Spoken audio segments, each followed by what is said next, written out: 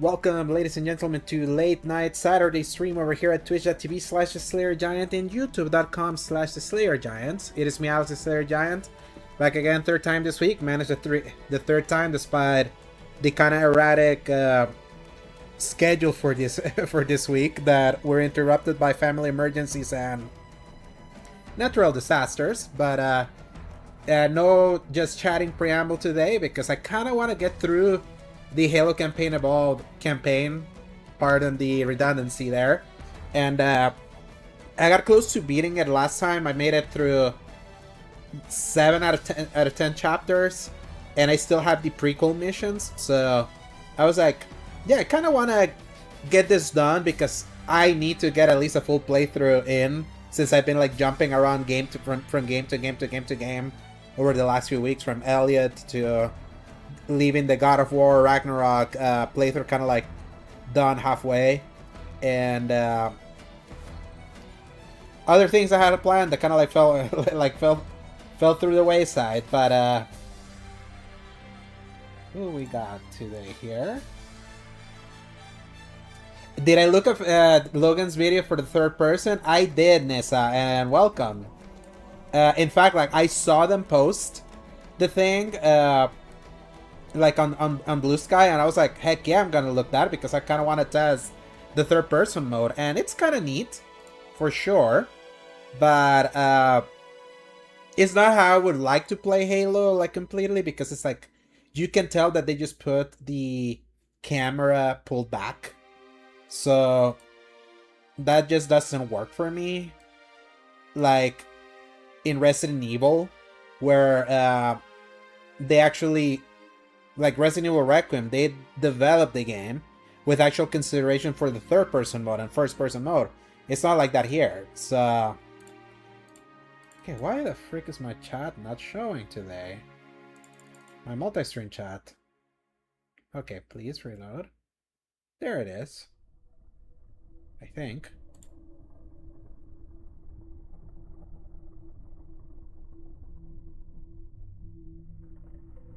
Let's see. There it is. Okay.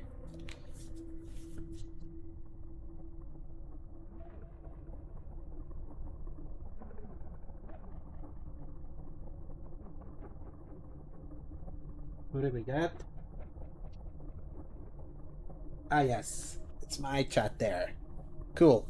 Alright. It's there now. So yeah, I did use their videos, and listening to XCP today, I kind of agree what they were saying, that I do find annoying that some of these modes were put in skulls, because it's like you should put everything else as skulls except that. Like that just seems unnecessary, no matter how quote unquote easy it is to find that. But regardless, I still enjoy kind of like what they've done with this campaign so far. I don't think it's the greatest thing ever, because I do feel Halo Combat Evolved has aged a considerable amount considering it's from 2001. So, and I feel a lot of that it's still true with this. So okay, we're gonna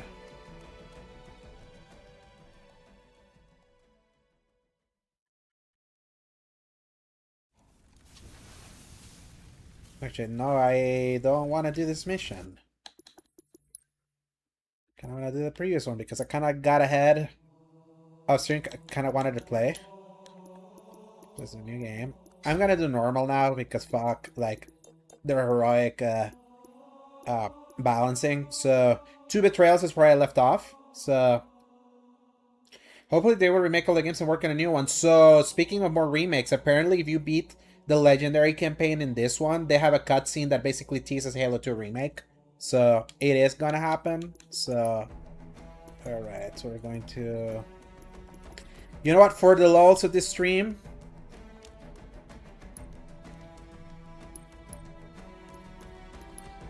Let's play it in third person. I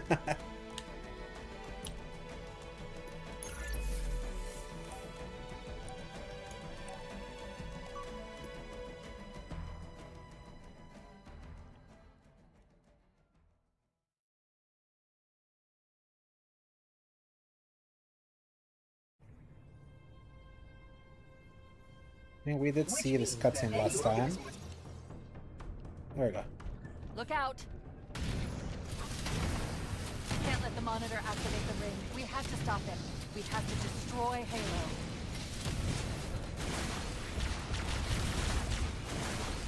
According to my analysis of the available data, I believe the best course of action is somewhat risky.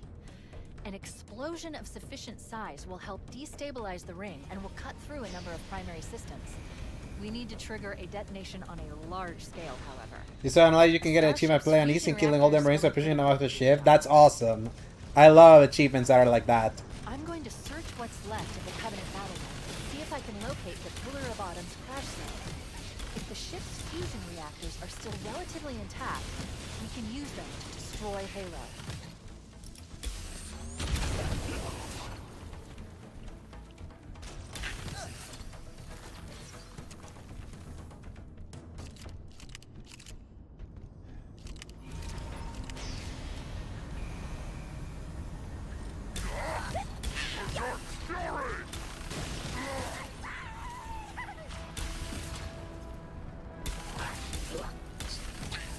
Located the crash site yet, but we need to buy some time in case the Monitor or his Sentinels find a way to activate Halo's final weapon. You have to first try and killing Commander Keyes at the beginning, so like the very first mission. The machinery in these canyons are Halo's primary firing mechanisms. They consist of 3 phase pulse generators that amplify Halo's signal and allow it to fire deep into space. Power levels are enormous. I can't even begin to calculate the pulse's range. So if we damage or destroy these generators, the Monitor will need to repair them before Halo can be used. That should buy us some time. I'll definitely keep an eye on The that. location of the nearest I'm gonna check holster out the built in achievement Nazca. list. We need to move in. I'm still debating if I'm getting the PS5 version of this Commandeer thing, that Banshee. We'll need because it my to buddy reach Paul holster. kind of wants to, but because he was traveling, he didn't want to pay for the early access right now. And him and I, we account share, so we pay half and half for games. So like he would be more likely to buy the PS5 version when the base version launches next week. Because then that'll be like, that's a $50 version, and then that'll be like $25. So if I ever get the PS5 version for the trophy, I will do that, Nissa.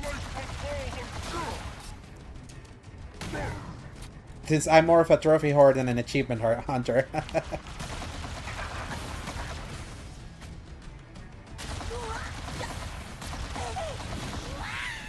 Like, literally, I just got the Platinum trophies for Assassin's Creed Origins and Assassin's Creed Brotherhood.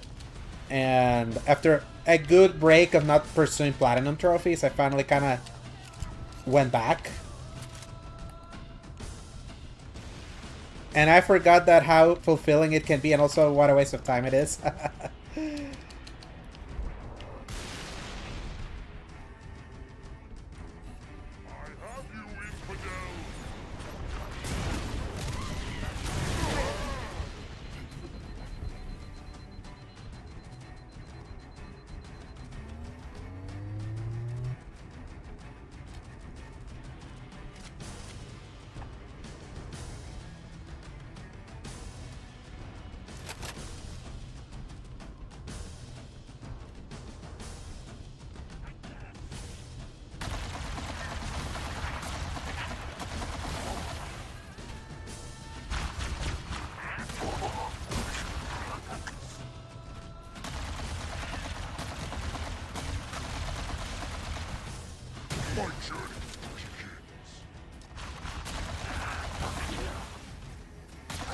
I actually would like to know, like, if they ever do heat mapping of this thing.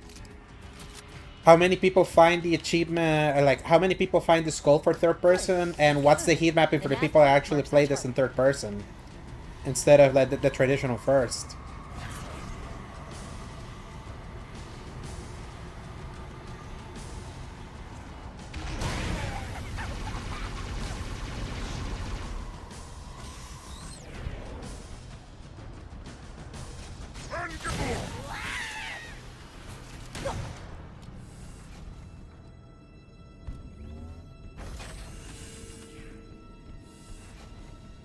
That's the pulse generator. The center core is the signal amplifier. That's what we need to shut down.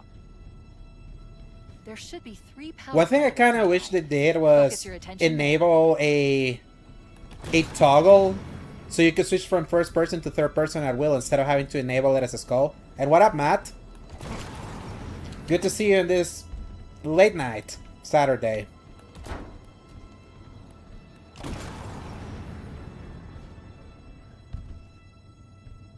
Objective accomplished.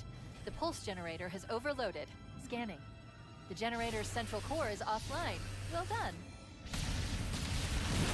The second pulse generator is located in the adjacent... So welcome to Halo Campaign Evolved.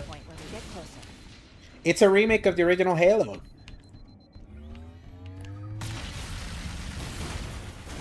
That comes out next week for everyone on the 28th.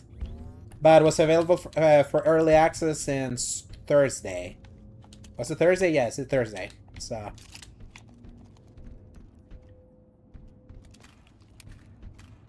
And it offers a skull where you can play it in third person mode. So I did it in first person on Thursday and I was like, oh, let's do it third person for the lulz. Because third person Halo for purists is the equivalent of testicular cancer, so...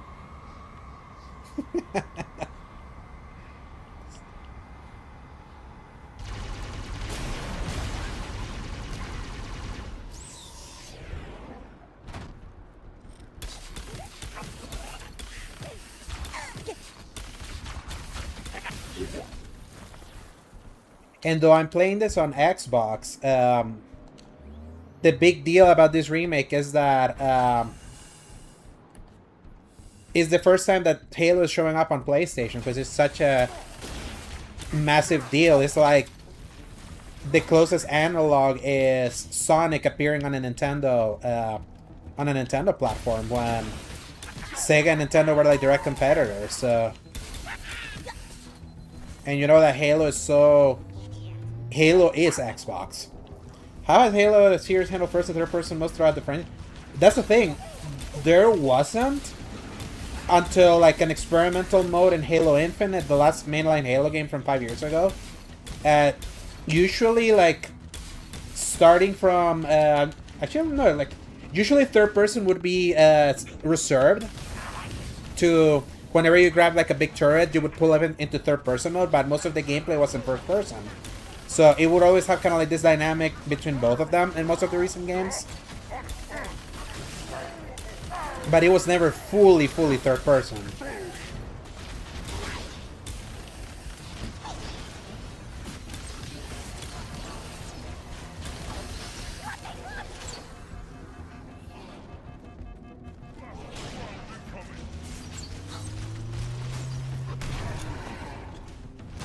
I would say it is amusing seeing Halo this way.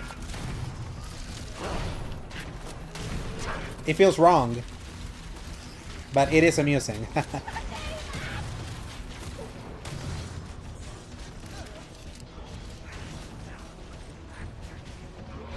But I'm glad the option is there. But you kind of have to sort of get out of go out of your way to like experience it this way. Hi, Freya. Hello.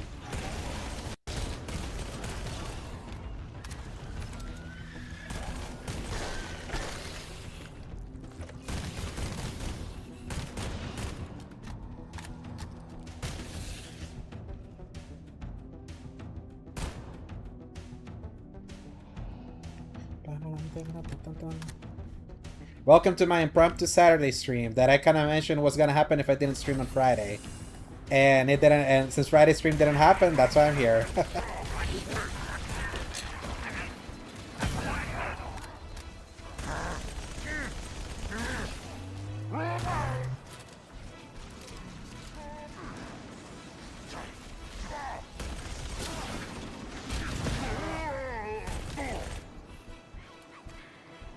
But I would still say, based on the quality of the of Master Chief's animation, is very clear that the third person of this game hasn't been fully thought out.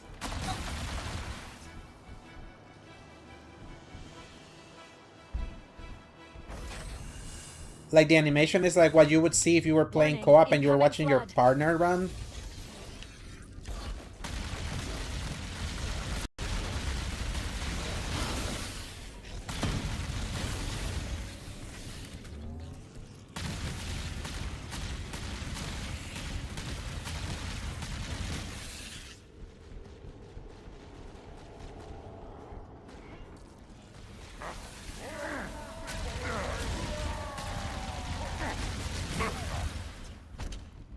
That is interesting nonetheless, and it makes me wonder if whenever they do the next true mainline Halo, this like a third-person option still like is something that they consider beyond just a fun alternative.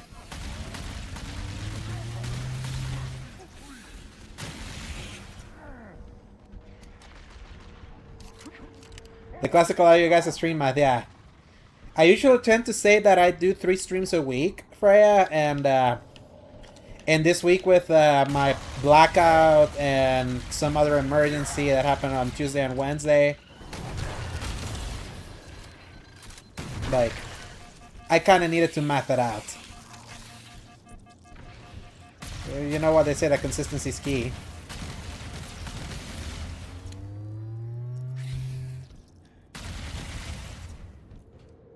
Yeah, good to see you too.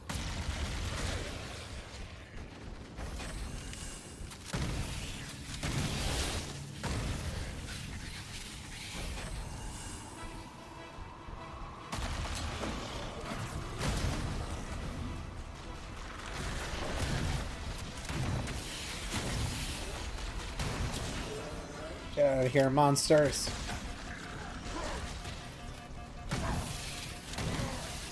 No! And I got devoured. How would I rank the Halo games? At the very top, Halo 3. Then Halo Reach as my number 2. Then Halo 2 and my number 3. Then Halo ODST as my number 4. Then the original as my number 5. My number 6 would be Halo Infinite. My number 7 would be Halo 4. And at the very bottom, Halo 5. Halo 5 is the worst Halo game. But they're all amazing games. I'm just out here providing free rage bait content for my friend's stream. Had a fun time. By the way, Freya, have you seen that Speedy's doing a 24-hour stream right now? After I'm done, I'm gonna raid her. Because... yeah, she's tempting the rope right now.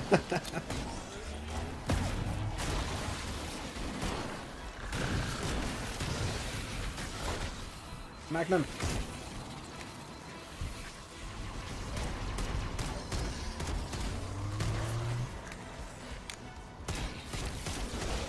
But yeah, that's my ranking of the Halo games. And usually they say that whichever you experience first was probably going to be your number 1 Halo. Like, for example, like, there's people that say Halo 2 is the absolute best Halo game because they experienced the fervor of Halo 2 back in 2004. I experienced the fervor of 3. So...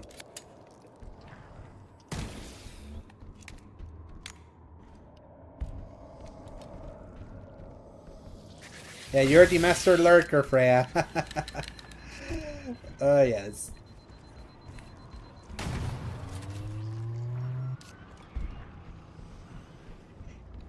like 3 has some of the most fun physics sandbox, and the gravity hammer is a big reason for that. And I do feel that Halo 3 had the advantage that the Xbox 360 was actually the popular platform at the time. Whereas, like, the original Xbox wasn't, like, the most popular platform at the time, but still, it managed to make a very big deal out of the Halo 2 launch. More so than many games. So considering, like, there were, like, 10 times more PS2s in the market than the original Xbox, it still managed to, at the time, had one of the biggest, like, game launches in history back in 2004.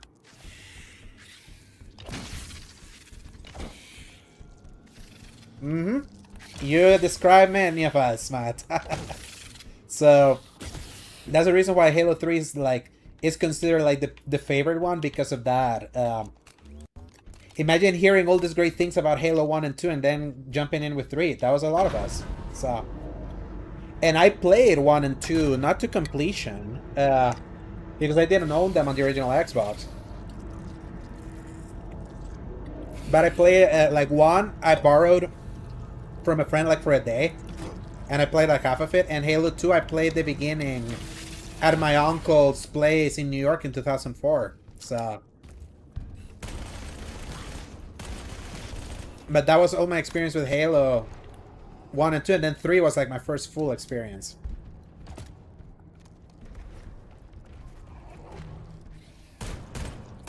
Her name is Speedy Sloths.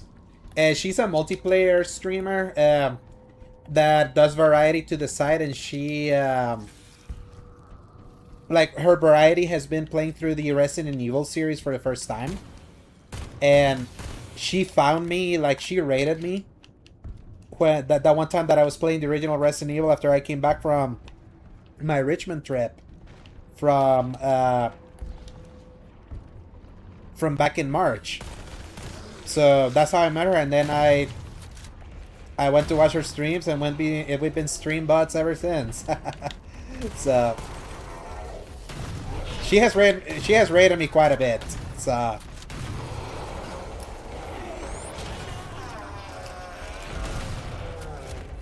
And right now, like, her community, like, convinced her to do a 24-hour stream, so... it means that if they have a group of viewers with them, she brings those viewers over to kind of help with your viewership at the moment. So, a lot of people like doing raids when they finish. And usually by the time that I'm finishing, I barely have, like... people with me, so that's why I tend to not raid, because it's like, hey, you and another person are raiding. So, yeah. But yeah, that's like I didn't find Speedy. Like, Speedy just coincidentally, like, she likes raiding people that are playing the same games that she is at a certain moment, and at that point in time, she was playing through the original Resident Evil as I was playing it too. So. And the rest is history.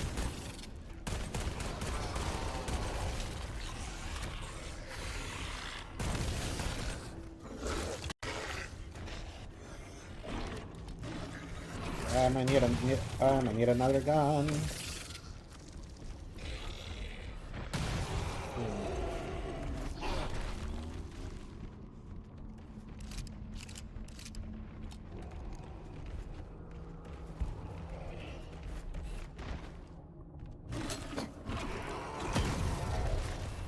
Man, these suckers can't take a beating. There we go.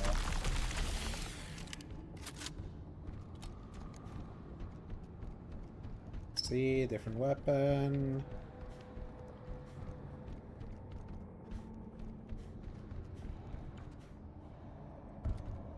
There's a bullet scarcity, like we went through an X scarcity.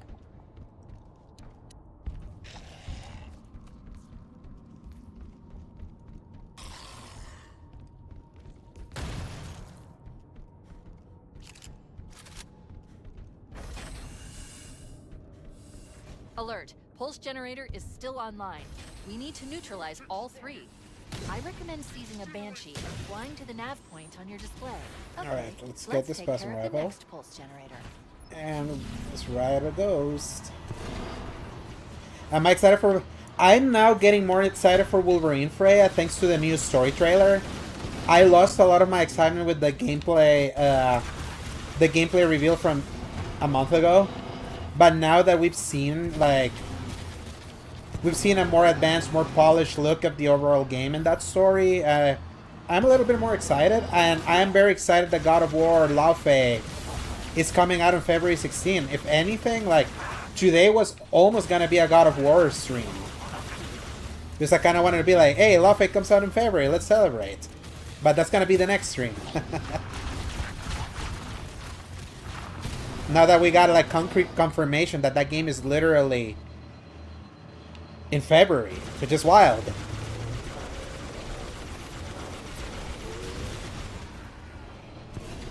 I can't believe it's that soon.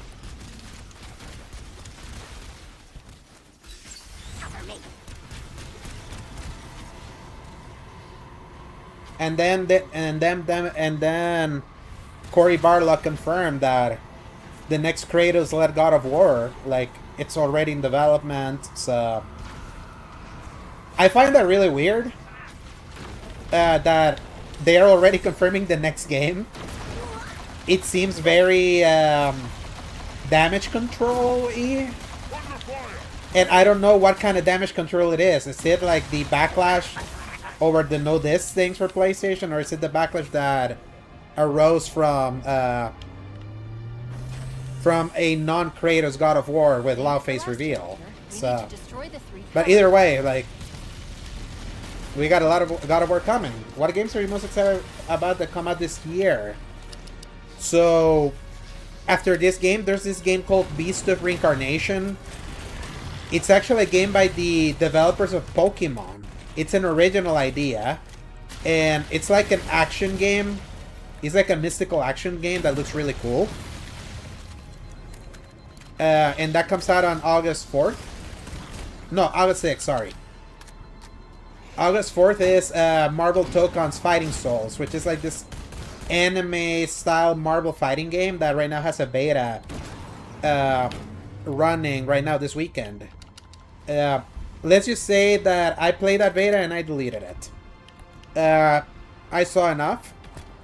That game has gone from this may be a must-buy to if Paul can convince me to play it, to buy it, he has to do heavy convincing.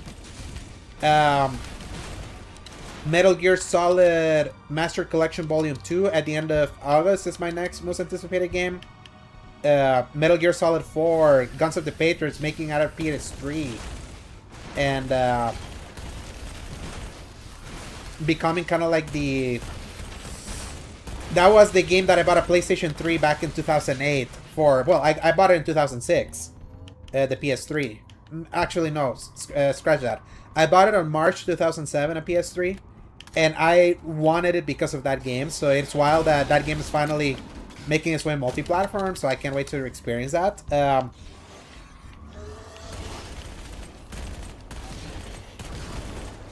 Resonance, A Plague Tale Legacy, which is kind of like a spin-off for the Plague Tale Innocence / Requiem pseudo-stealth adventure games. That comes out also end of August. That's another game that I'm anticipating. Then there's Star Wars. Zero Company, which is the strategy XCOM-like Star Wars game. That one I'm waiting on reviews to see if it's worth getting day one. Because they've been promoting the Galactic Racer game more, which comes out in October. So the fact that that game is the one that's getting more promotion than the other one makes me think that Zero Company may not be that good, but who knows? Then we hit September, which is gonna be a bloodbath. At the beginning of September, there's Blood of the Dawnwalker, or Dawn of the Bloodwalker, whatever the thing is. It's a vampire RPG from the creators of The Witcher 3. I'm a lot of people like what they played, so I'm curious because Witcher 3 was great. I never beat it because it's too long, but I'd be interested in a original vampire RPG from them. Tunnel leads to the next section of Then literally the next day, it's Onimusha Way of the Sword. Walker of the Dawnblood. Luis, welcome. And also, I have never struggled to remember a name like I have Dawn of the Blood of the Dawnwalker, because I always keep flipping.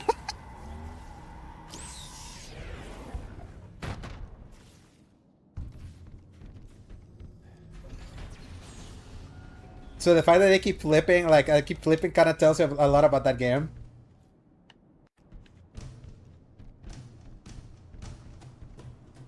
Wait, you watched gameplay of Blood of the Dawnwalker? You didn't like what you saw? Interesting.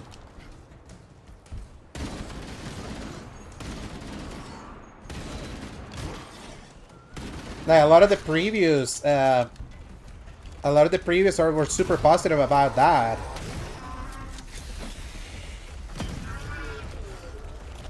So then Onimusha Way of the Sword, the final Capcom game of this year. Mistfall Hunter is next week, yes. I'm gonna try it because I tried Mistfall Hunter at... Oh, okay. For you, it seemed a little janky. I can see that. Okay.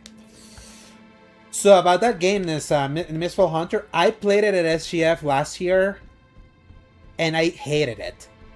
But I hate it because it was only a mouse and keyboard. I feel that kind of game is not one that you have to play with mouse and keyboard, because it's an extraction Souls-like.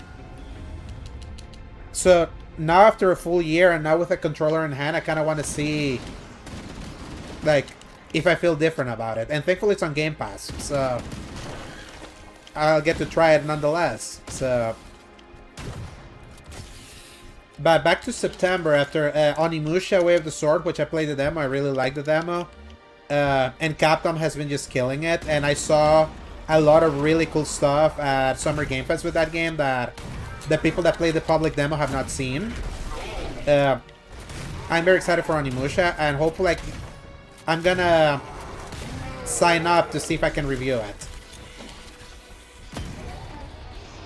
Then after Onimusha is Wolverine, which is on September 15. Then after that is gonna be Control Resonant later that month. And Silent Hill Townfall, I'm gonna punt to October because it comes out on the same day as Control, which is insane.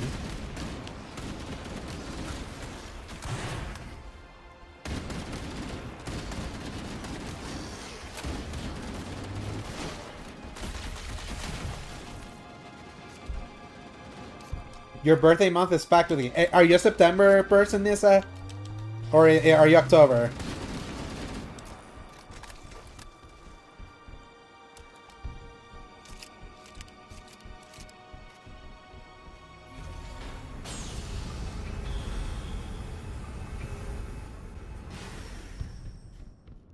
Oh yeah, it's like that is bankruptcy month. Like literally, it is bankruptcy month. And if I get early access for it, Ace Combat 8 is that month too, even though that's technically October 2nd. Like,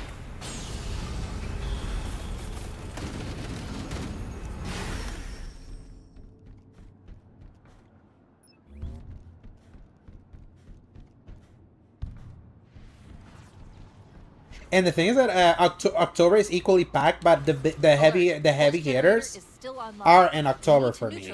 I mean, are in September. And flying to the nav point on your display. Like in October, I'm gonna play the Kingdom Hearts PS5 edition. I already bought the collection because it was like half off all games because I own them on whole PS4, so I convinced Paul to get it now. In October, Castlevania Belmont's Curse is probably my most anticipated game that month. Then other games that I want to check that month is Gears of War E-Day at the beginning of October. If anything, yeah, I always I keep forgetting. What are the October games?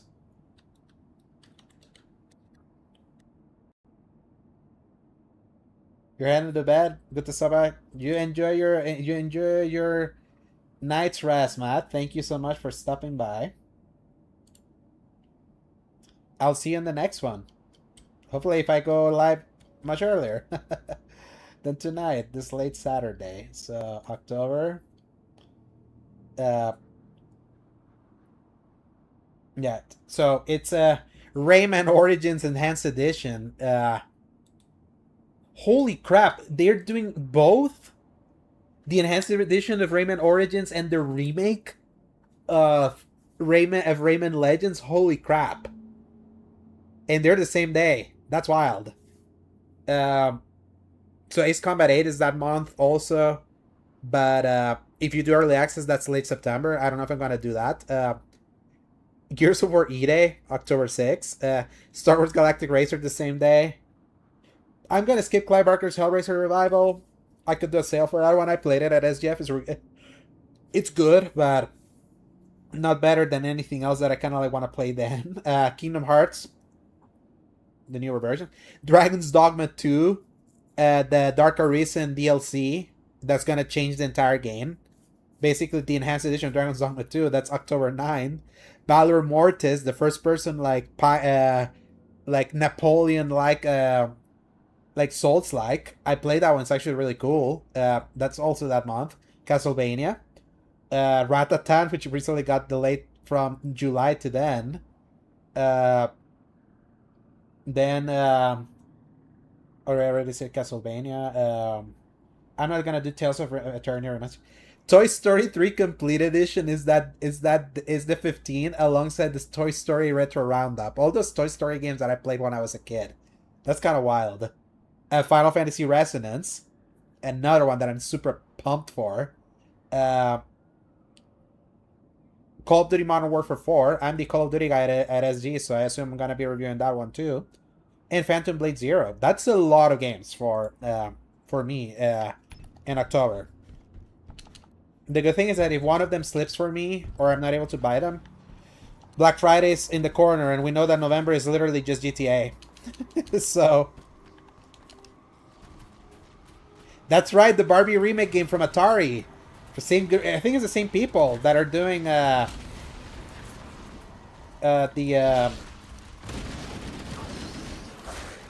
Toy Story games. Atari's doing good work right now in maintaining some games.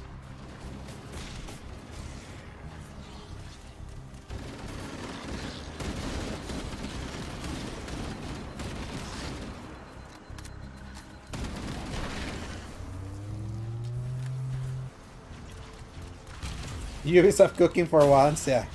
I mean, like, they're cooking by going back to their past, because Ubisoft's older games are just better. Look how positive the reception has been for Black Flag Resynced.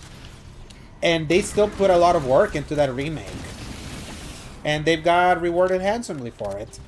And now people remember that there used to be a time where they really did like Assassin's Creed.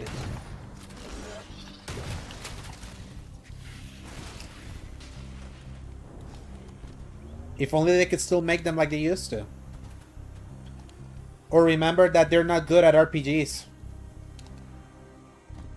But action adventures, they are good.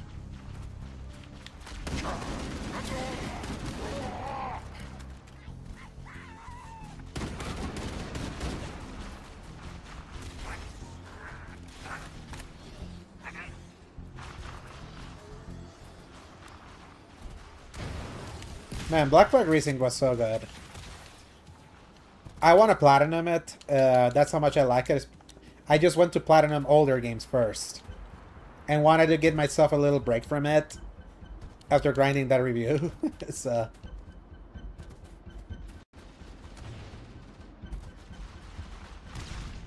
they hit different because I don't know how to explain it. It's like their old games have soul in a way their newer games don't. And it's not me trying to disparage the developers and all that, but I do feel that their older styles of games at least felt like they were unique within their template, whereas their modern games feel like are just templatey. Like, it feels like that joke of Ubisoft the game has become more prominent now, like in this era, than way back then, where when you played Assassin's Creed, when you played Far Cry, like they had enough to differentiate themselves, and now a lot of them like feel the same. And the fact that their games then just became way too long. One target remaining. Let's take care of the final pulse generator.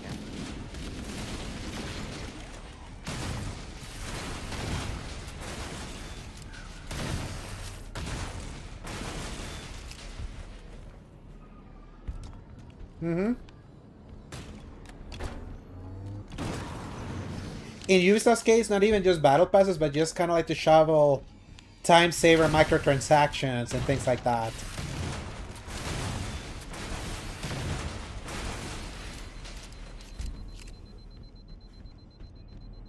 Yeah, that's always gonna be the original sin for me with Assassin's Creed Odyssey. How that's a game where you can tell the way that it was balanced and structure was to encourage you to spend $10 to get more XP. Final target neutralized. Let's get out of here. Let's find a ride. And it's a shame because Odyssey is so much fun. You have a better idea? There's a teleportation grid that runs throughout Halo. That's how the monitor moves about so quickly. I learned how to tap into the grid when I was in the control center. Unfortunately, each jump requires a rather consequential expenditure. Okay, this is so weird. Why is I'm not gonna like this. the cutscene look so washed out right now? Your suit without permanently damaging your Did they screw up something? Needless to say, I think we should only try this once. Do it.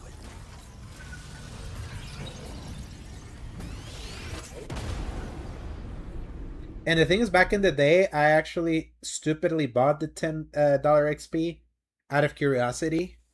And the XP gains in Assassin's Creed Odyssey, when you have the XP booster on, are literally the same gains you get in Assassin's Creed Origins.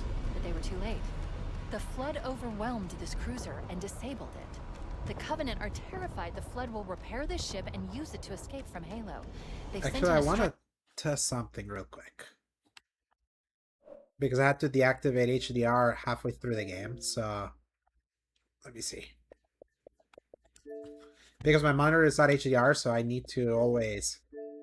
Yeah, HDR is off.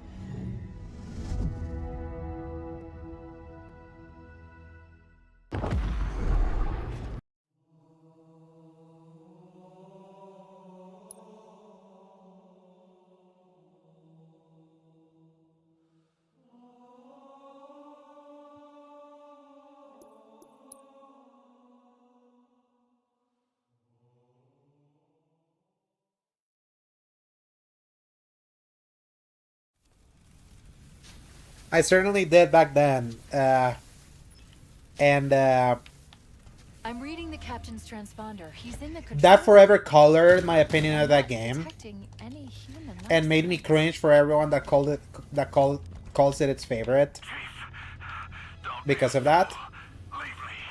Captain? Captain! I've lost him. See him? See him?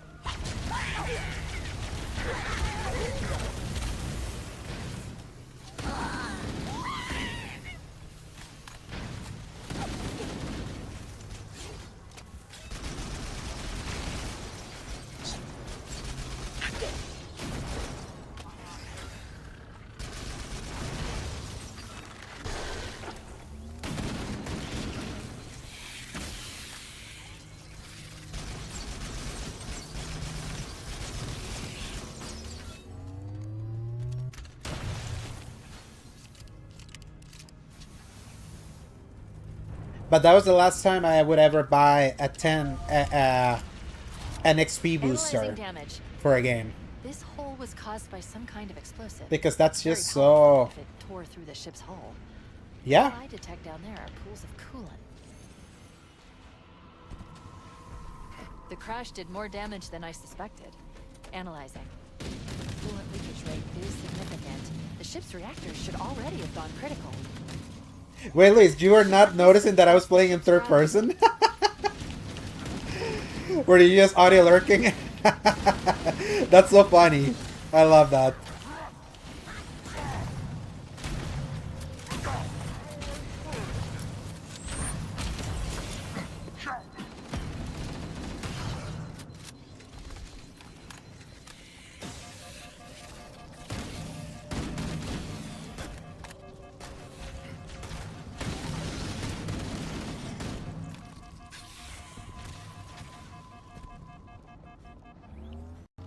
I gave you an order, Spartan. Now pull out. But yeah, there is a third person that you can unlock with a hidden collectible in the first mission. So... if you've been ever curious to play a Halo game in third person, despite this being the prominent first-person shooter series, I'd say it's an interesting experiment, and I got killed. I got wiped by the testicles. You an order, Spartan. Now pull out. He's delirious, in pain. We have to find him.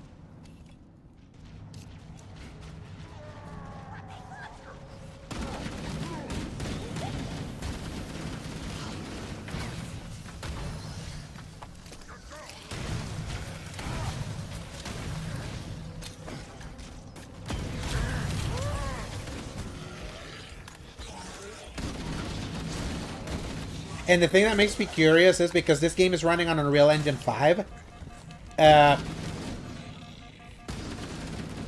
Because obviously Fortnite is a third-person shooter.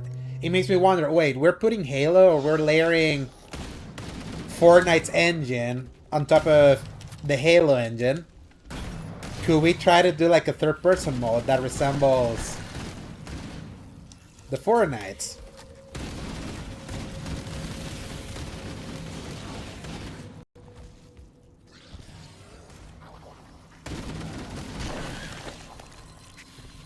Run, run, Chief, run.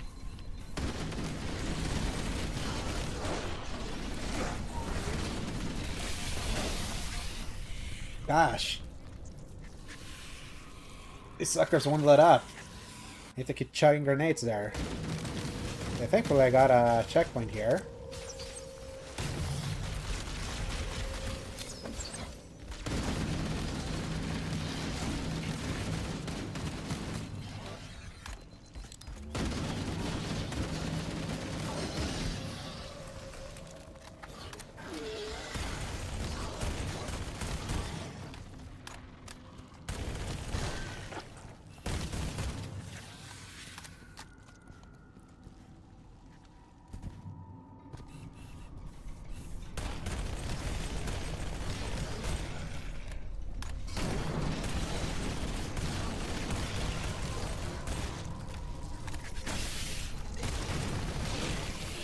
Yeah, skip, skip, skip.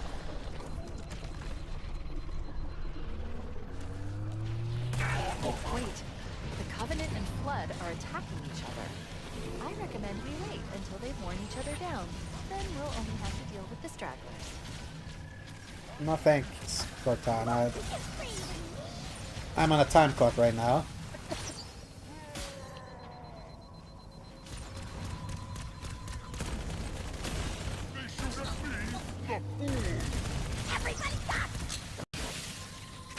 No! I got melted again.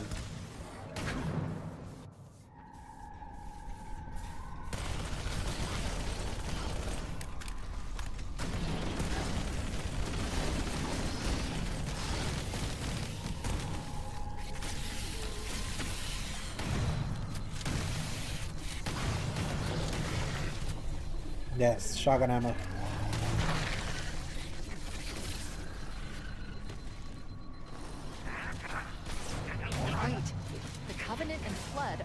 attacking each other.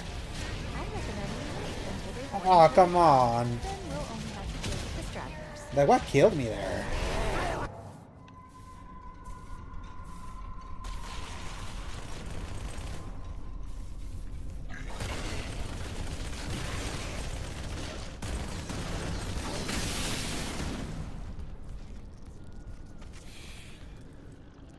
Yeah, sometimes you cannot just force it in that hallway.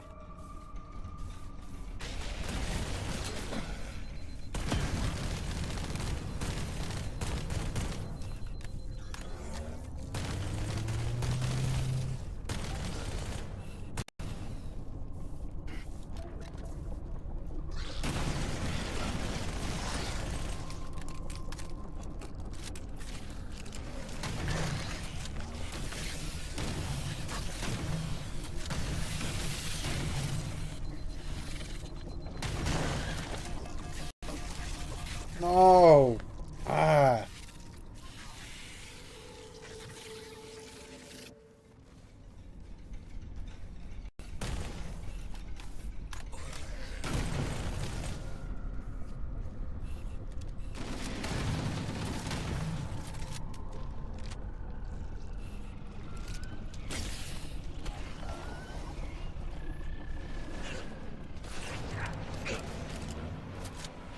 Wait, the Covenant and Flood are attacking each other. I recommend we wait until they've worn each other down. Then we'll only have to deal with the stragglers.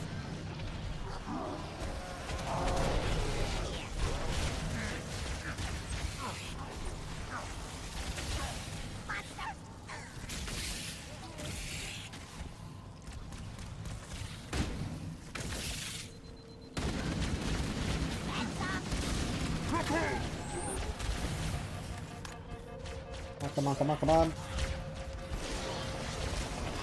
Run, run, run. That's a lot of them. Holy shoot. Run. No!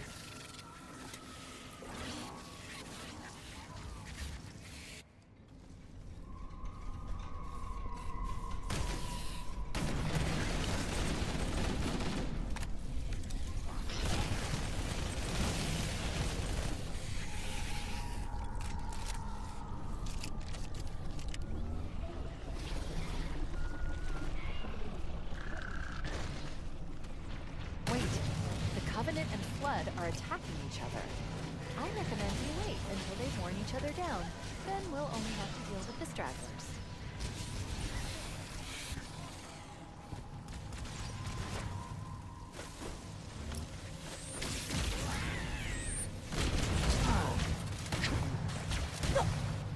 Right.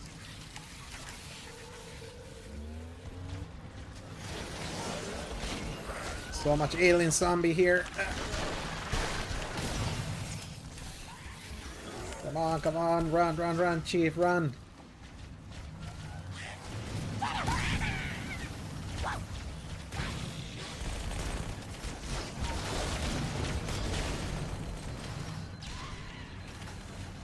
Power source detected. There's the gravity lift. It's still operational. That's our way back in. The captain, his vitals are fading. Please, Chief, hurry.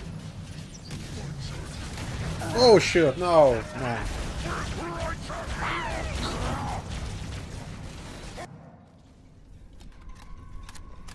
Are you fucking kidding me? All the way here?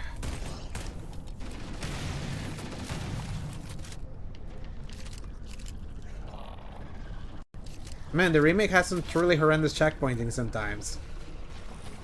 With no rhyme or reason. Wait, the Covenant and Flood are attacking each other. I recommend we wait until they've worn each other down. Then we'll only have to deal with the stragglers.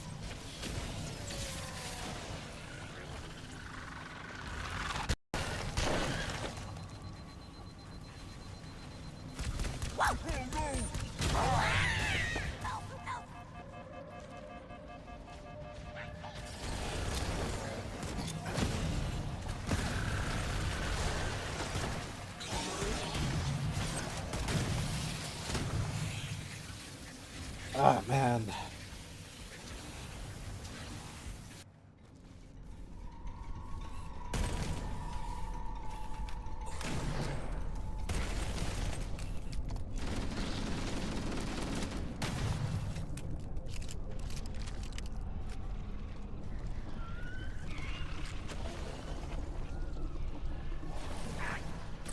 Wait, the Covenant and Flood are attacking each other. I recommend we wait until they've worn each other down.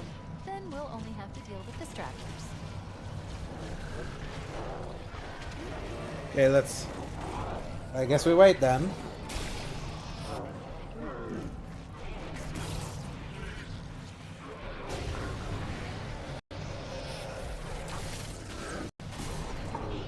Oh.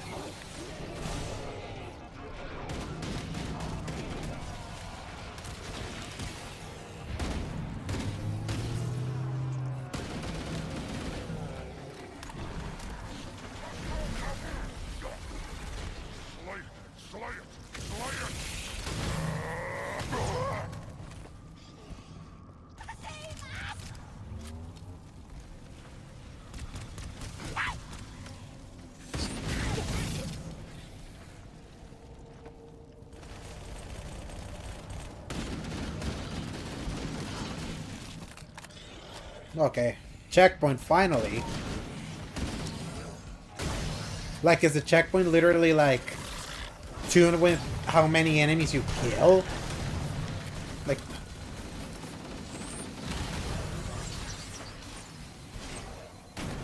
That's whack.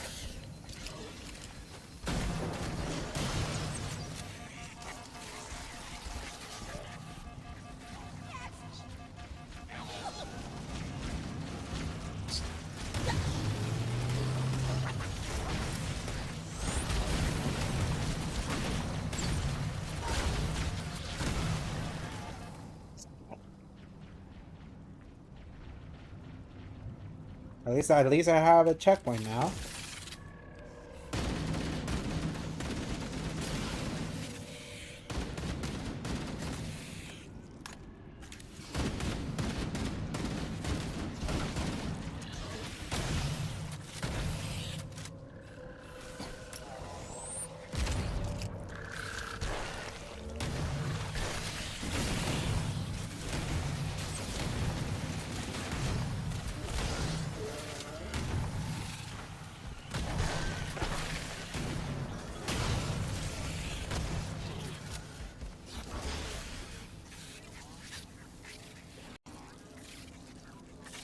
Great.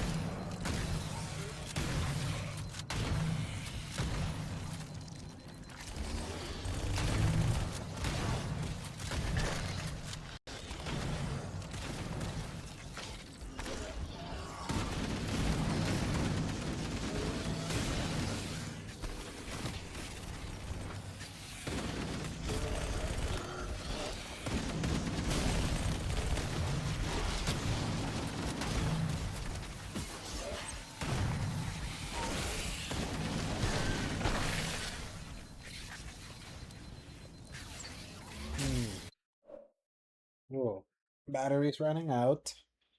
1 second.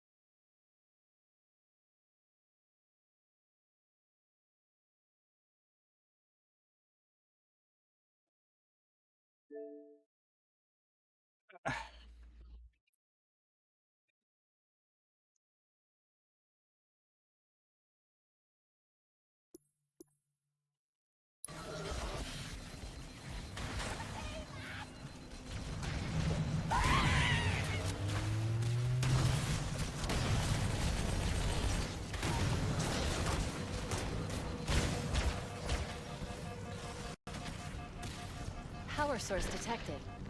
There's the gravity lift. It's still operational. That's our way back in. The captain! His vitals are fading. Please, Chief, hurry!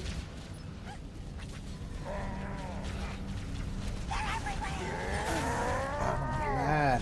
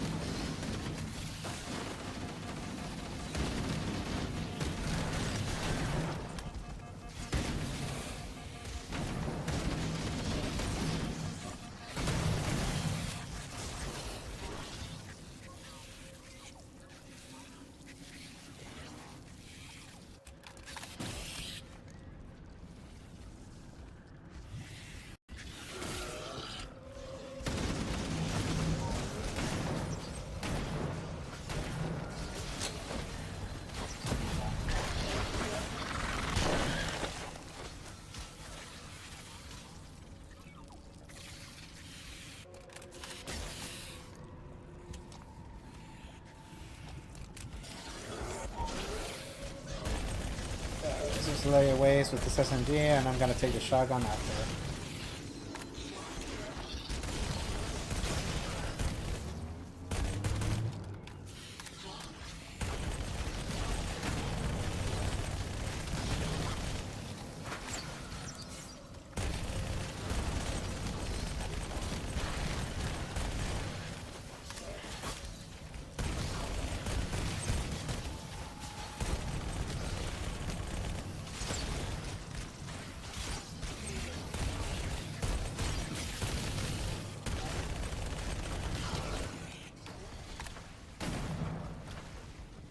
Shotgun time.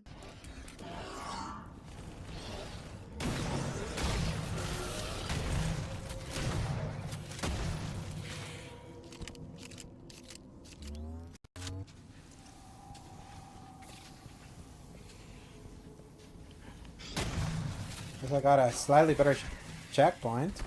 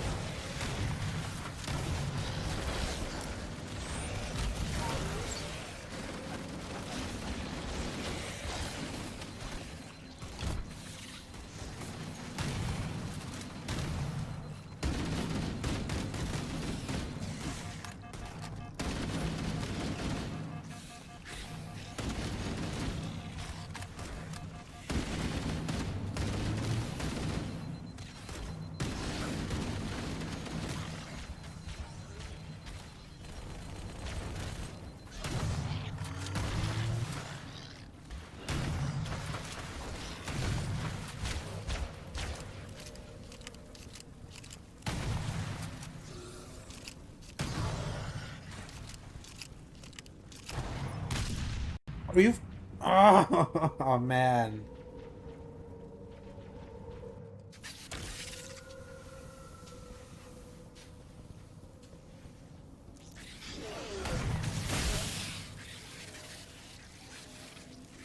And this is normal difficulty. This level's fucked.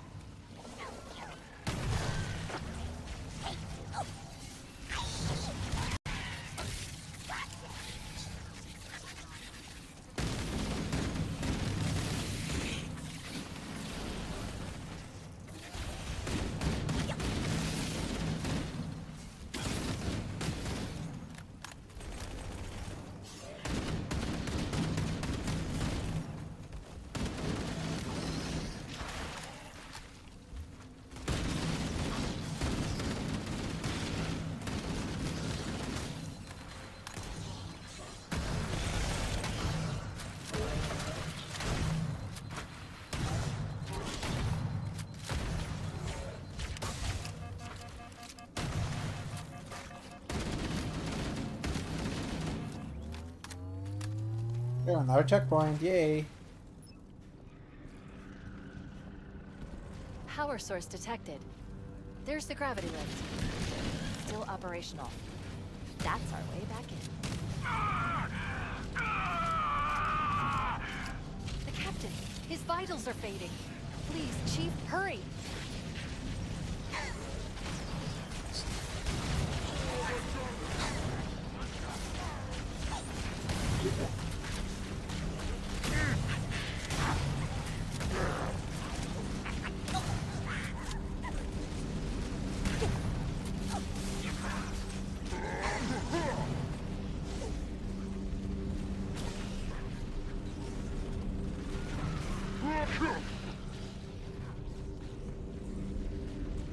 We should Up be we able to get into the go. ship's control room from here.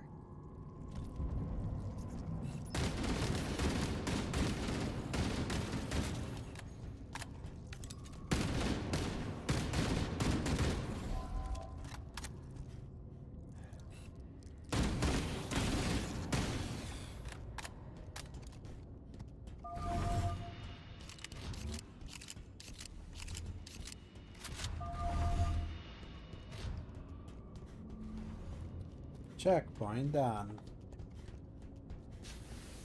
The Covenant BattleNet is a mess. I can't access the ship's schematics. My records indicate that a shuttle bay should be here.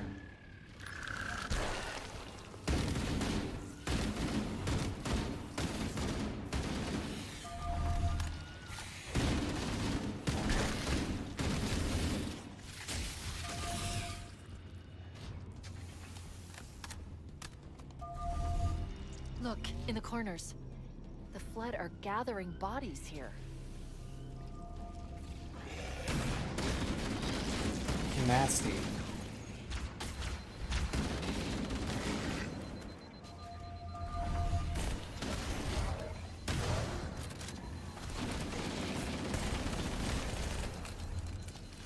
The memories.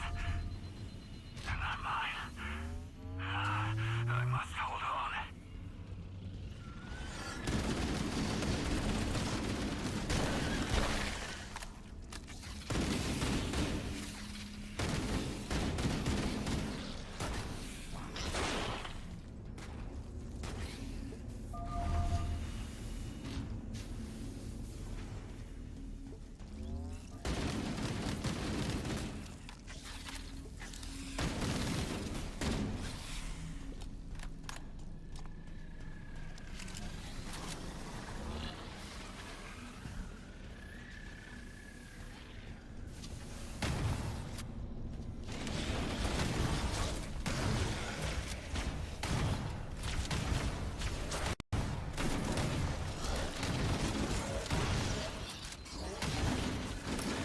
Oh, ah, man.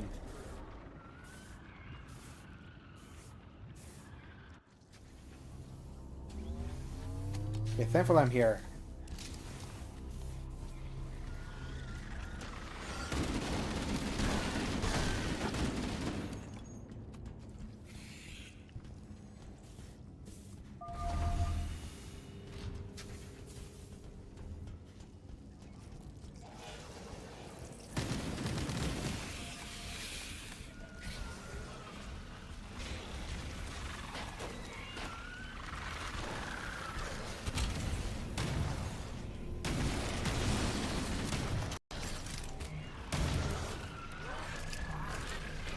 Let's get out of here. Oh, two more. 12, JK.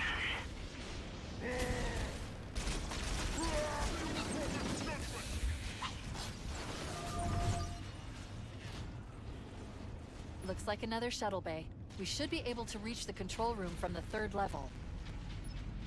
So why do I think this got so many 7s? So I would say it got mostly 8s, Luis. Obviously, there's that very infamous 7 from a website called Respec that they used it as an opportunity to like review what was happening around Microsoft and the layoffs, their associations with you know what, instead of the game. my thing with this game is that the original Halo, it's fun, and it's such a seminal game because remember, this was the game that pioneered what we are used to seeing, like with the modern first-person shooter. At the same time, because it was one of the first, a lot of its design is so primitive and a lot of its level design so frustrating and infuriating that though this remake has done such a great job at visually updating it,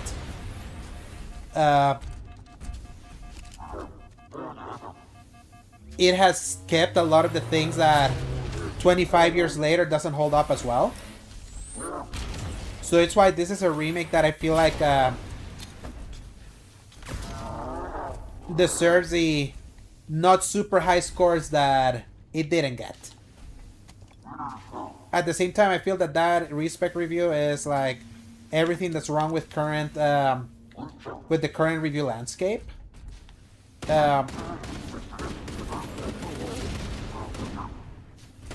Where it's like op-eds, like, is where you can go on everything that you wanna like you can discuss everything that's bad about a company or anything, like in op-eds and all that. Don't do that in the review because it's like it doesn't serve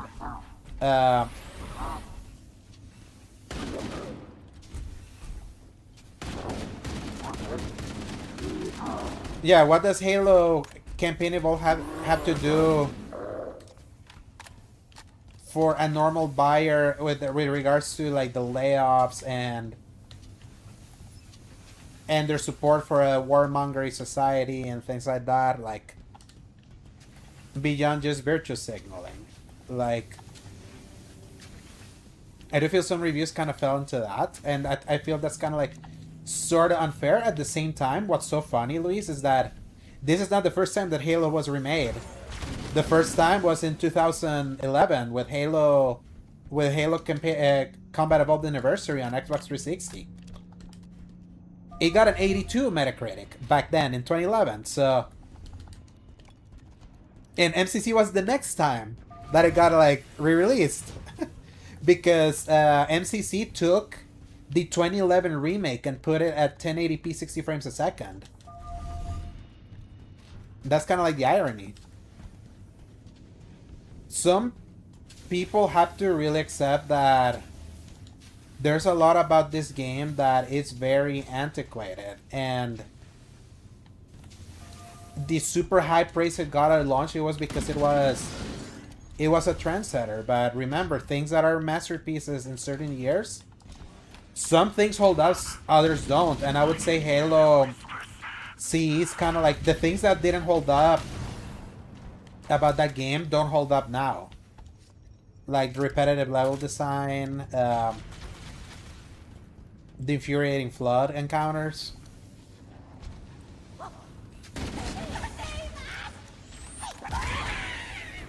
But that doesn't take away the merit that Halo really set the template for the shooter.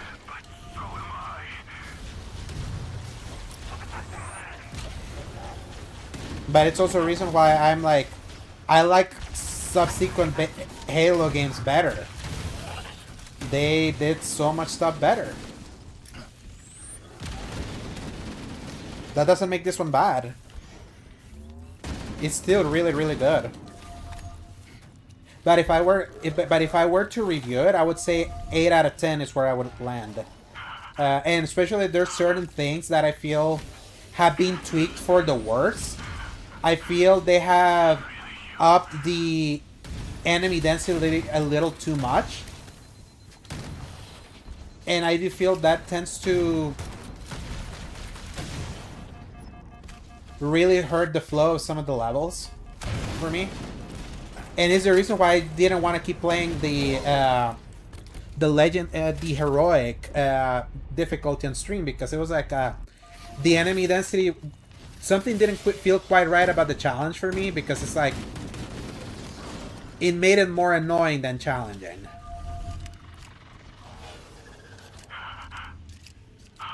So, and I know like the PC version of this game is kind of like has a lot of technical issues too. So it's like there is a reason it got its 80s. It's really good, great, but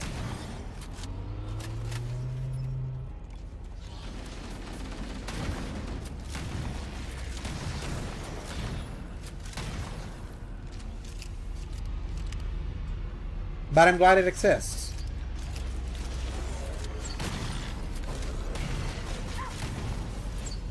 And certainly I appreciate that the Master Chief Collection is so easily available. Where you are able to play this game as it originally was intended, like, easily. And I feel it is fun being able to have the original version of a work readily available. It's the same thing that I love with what happened with Metal Gear. Where Metal Gear Delta Snake Eater came out last year. It modernized a lot about Metal Gear Solid 3 Snake Eater. At the same time, it was half a modernization because they were trying to insert modernity into an original design that wasn't made with the things that it got modernized with. So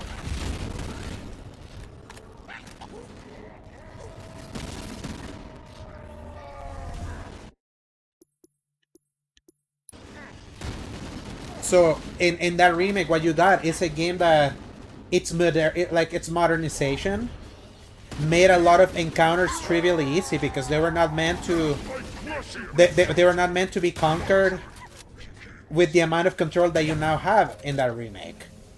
So that was a problem, but then at the same time, Metal Gear Solid Master Collection Volume 1 with the original Metal Gear Solid 3 exists. If you still want to experience that, as it originally was intended, it is available. And the remake is a fun alternate look. So now when an original work is not readily available and the remake is all you have, sometimes that is a problem. That it's like, oh man, it's unfortunate that you cannot have both versions.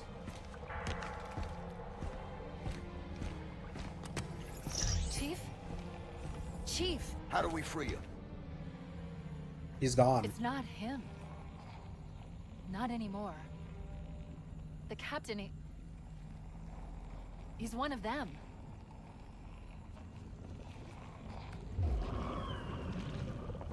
That is cool.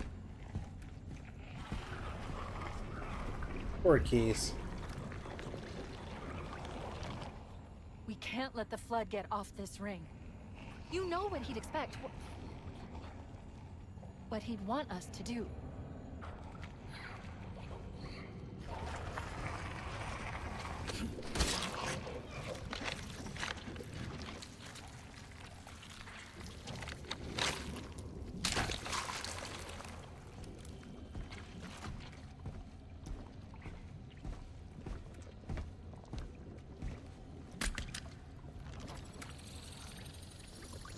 Done. I have the code. We should go.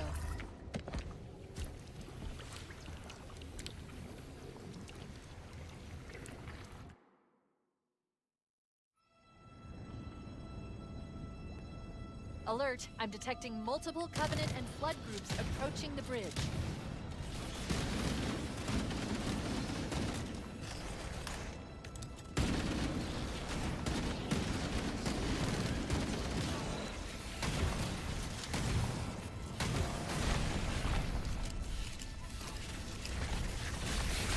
Oh yeah, the only way to disable third person for me is literally quitting out of the game and shutting up the skull that enables it. That is, I have a problem with that because I kind of wish it just enabled a toggle so you could switch back and forth.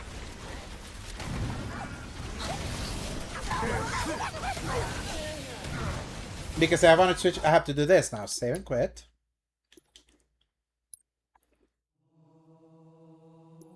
Campaign. New game.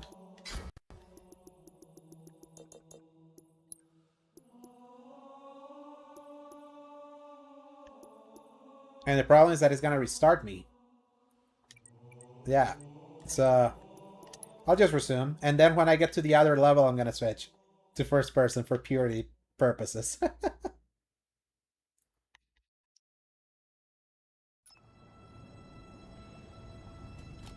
Alert, I'm detecting multiple Covenant and Flood groups approaching the bridge.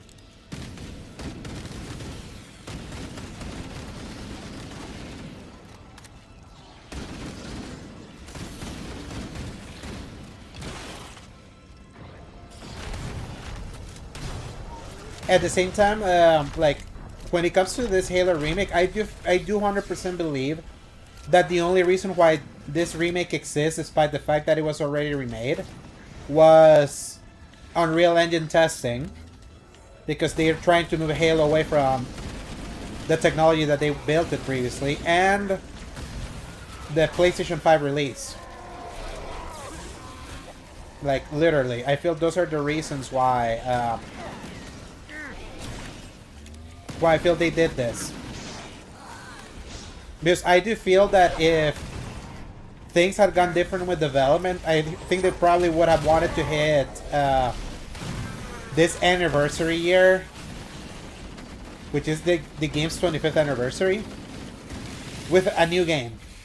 But we heard reports that things have not been going well at Halo Studios, formerly known as 343.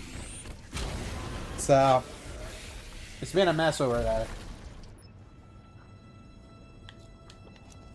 Alert, I'm detecting multiple Covenant and Flood groups. So I feel that approaching also the kind of affects a little bit of the reception to this thing, where it's like a lot of people understand what it really is.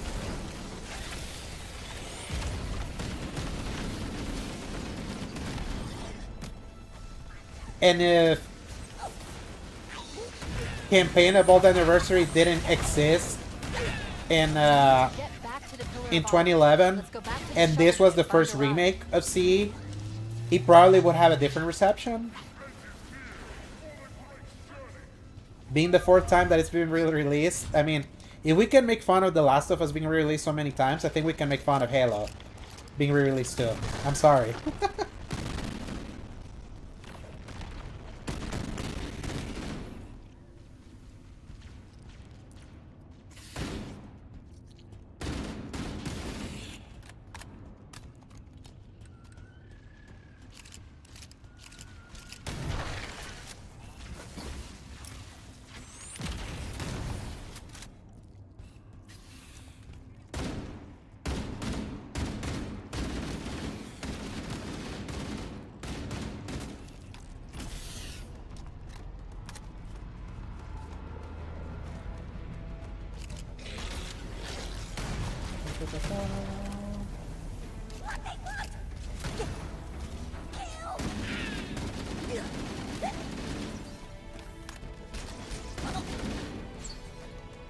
You know how I see it?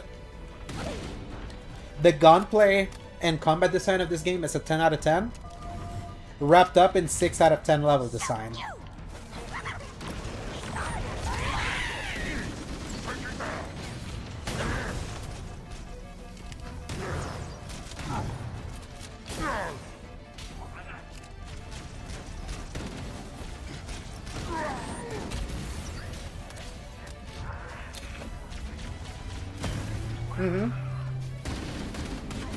And not just corridor after corridor. Similar looking corridor. This remake, at the very least, now gives you a pointer of where to go, because before you barely had that. Like, very rarely a pointer would tell you, oh no, this is the right place. So sometimes you would be running back and forth and be like, where the frick am I supposed to go? Perfect. Grab one of the Banshees and we'll use it to return to the Pillar of Autumn.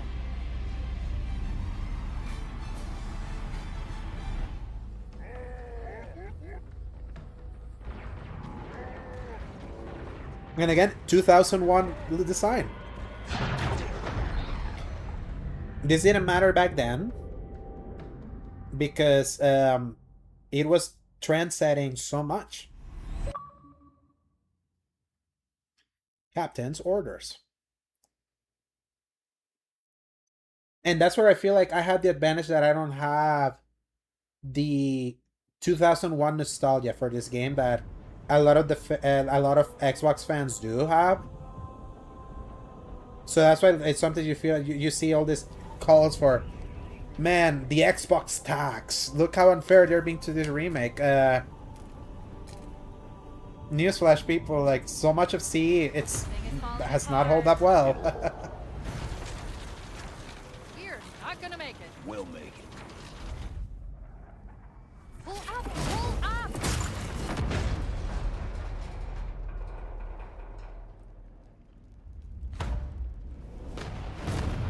But I do love what they've done with the cutscenes, because all of this used to be in-game. So it's really You cool did seeing that them on this way. purpose, didn't you? There must have been something wrong with the coordinate data. Even though it has stutters. Unreal Engine likes stutters. Okay. We're disabling.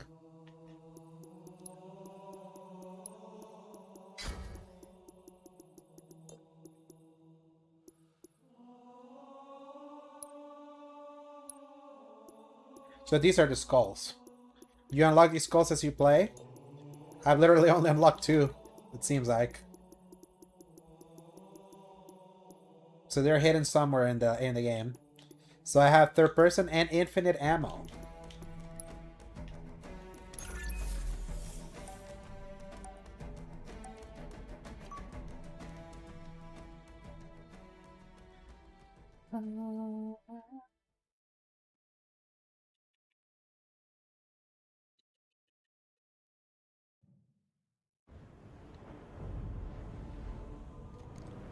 There we go. As it should be.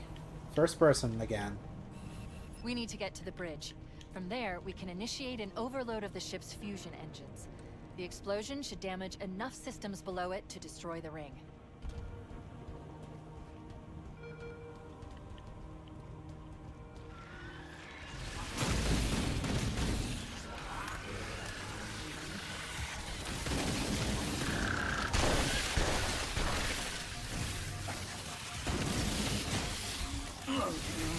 Man, stupid flood.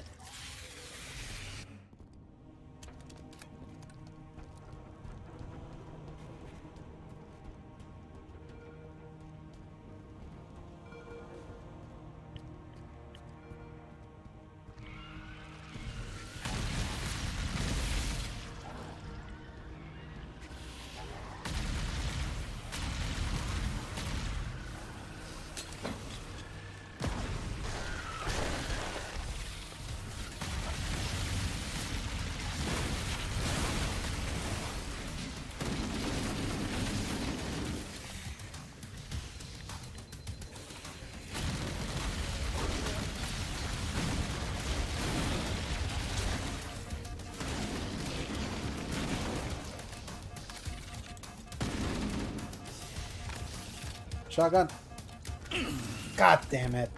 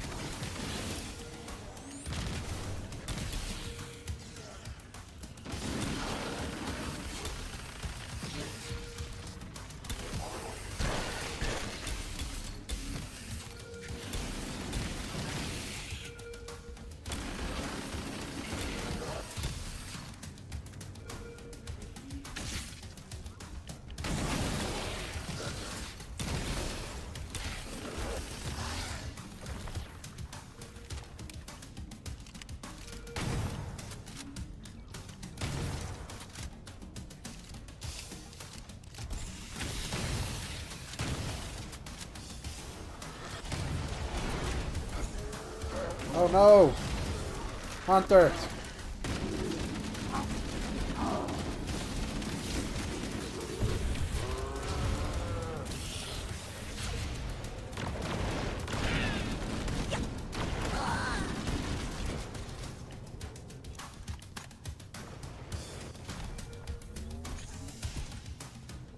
The bridge.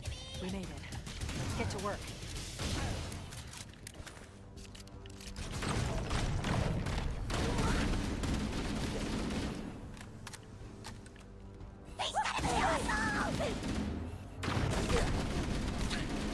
I need you to upload me into the control systems. The terminal is located next to the main view screen.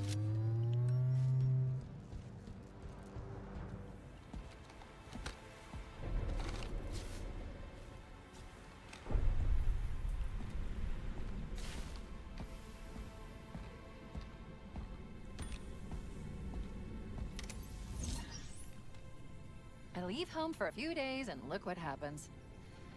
This won't take long. There. That should give us enough time to make it to a lifeboat and put some distance between ourselves and Halo before the detonation. I'm afraid that's out of the question. Really? Oh, hell. Ridiculous. That you would imbue a warship's AI with such a wealth of knowledge.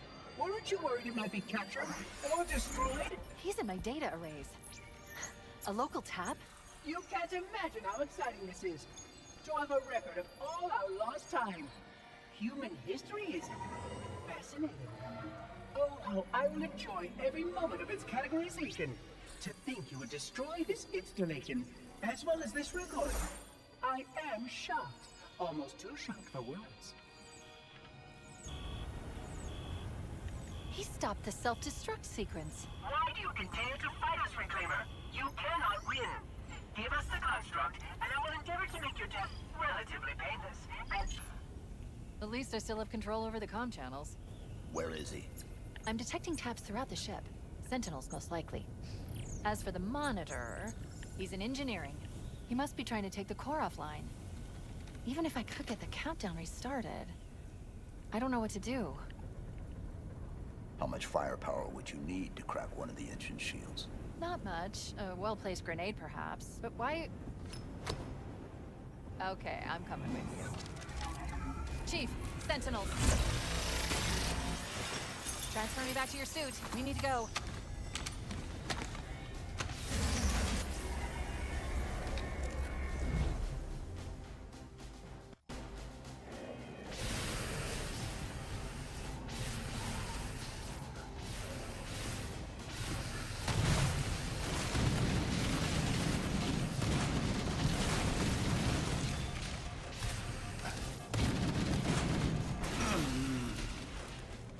Man.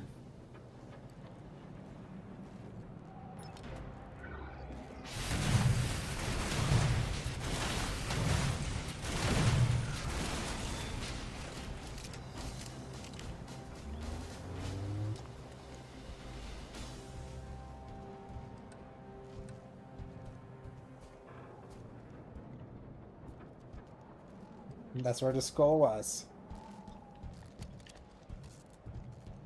Chief, we need to get to the engine room. That's the only other place where the Monitor can override the self-destruct sequence.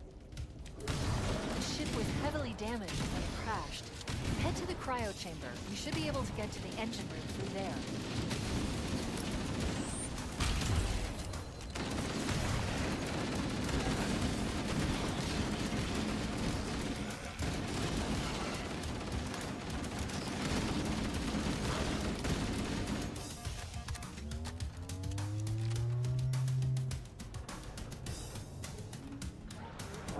Bum, bum, ba-da-da-da-dum, bum, bum.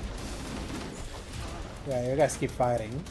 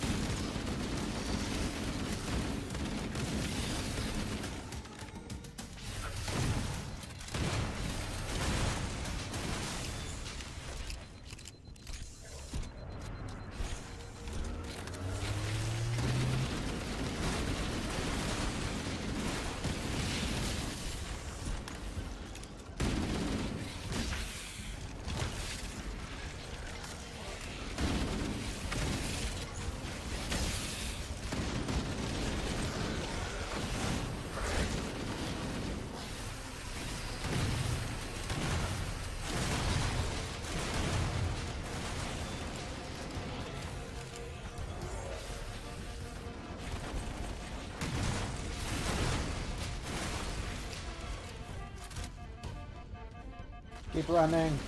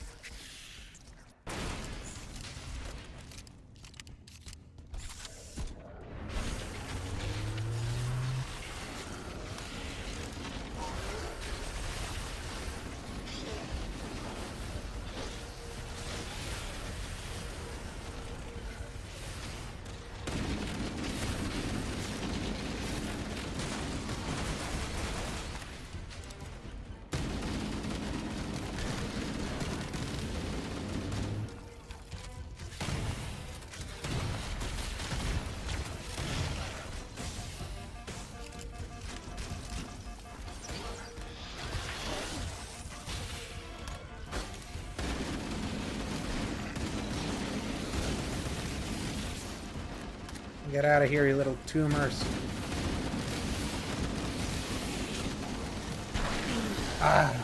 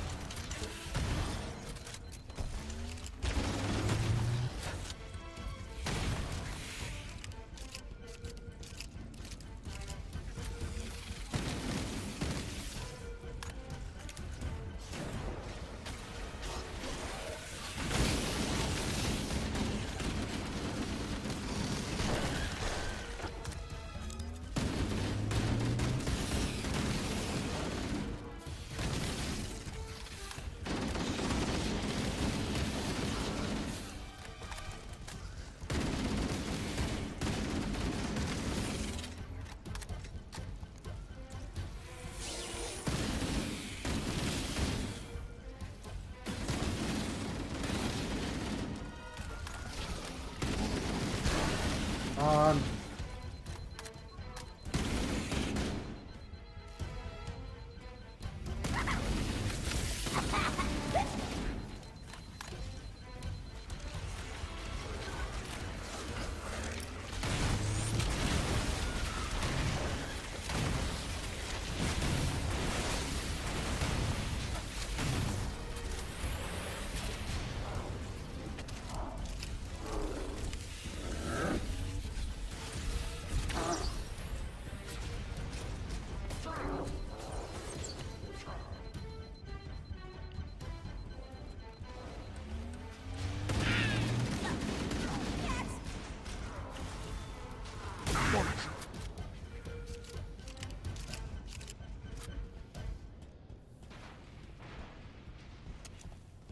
Ooh, okay.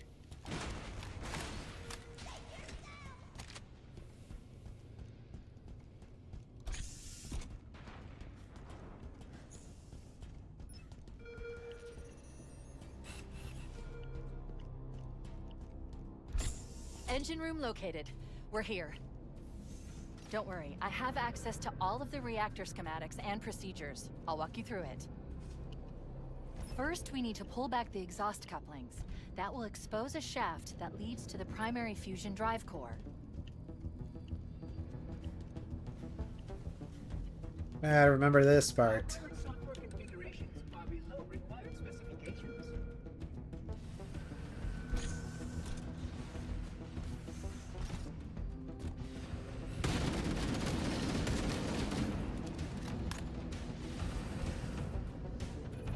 Good. Step 1 complete. Now we should have a straight shot into one of the ship's 4 fusion reactors. We need a catalyst explosion to destabilize the magnetic containment field surrounding the fusion cell. Use an explosive, I recommend a grenade or rocket. If you run out of explosives, there is an armory station located near the engine room's entrance. Analyzing. Fusion reactor number 1 destabilizing. Use explosives on the other 3 reactors to destroy their cores.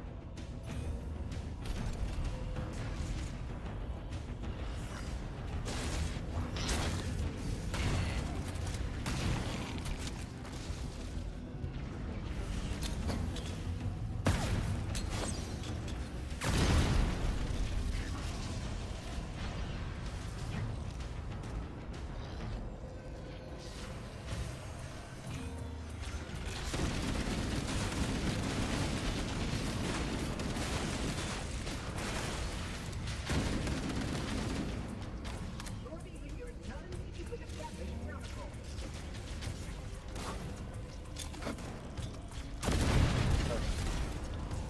Keep it up. Only one more fusion reactor to go.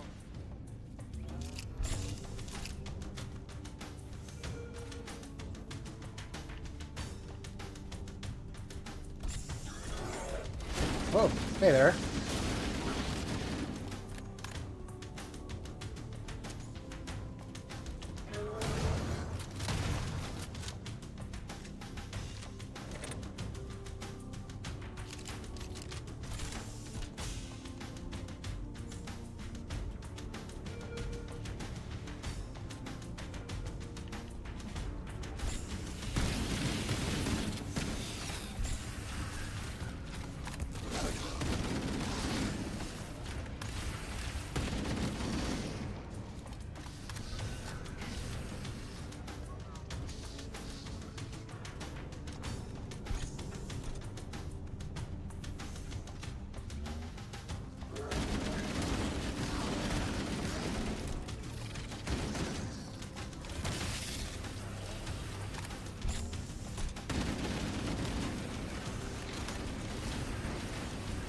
Overshot it. Thank God no.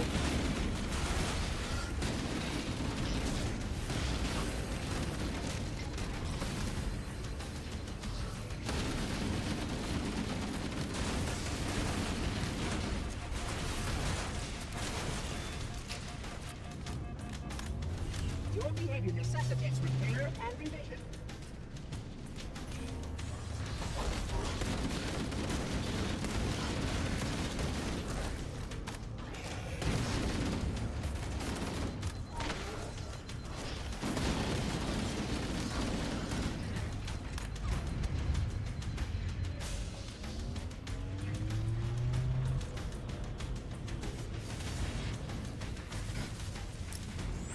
That's it.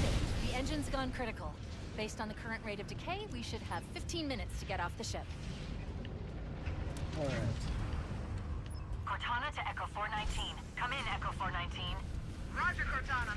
I read you 5 by 5. The Pillar of Autumn's engines are going critical, Fohammer. But you don't remember Halo looking this smooth? Approach the crash site. Well, it is a remake. External access Also, to welcome, C. M. Remen Opportunity to get my signal. 4000. Affirmative. Echo 419 going on station.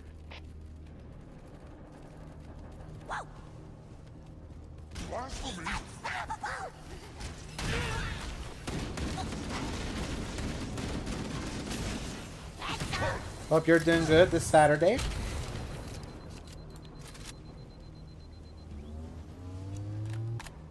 This is certainly the best Halo CE has ever looked.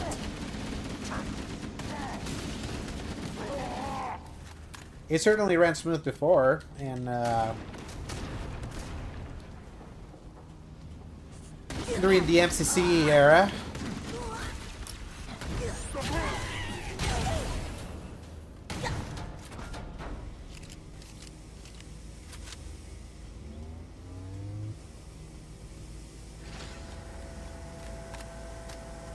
I'm actually playing on Xbox Series X They're getting noisy down via the premium upgrade for Game Pass.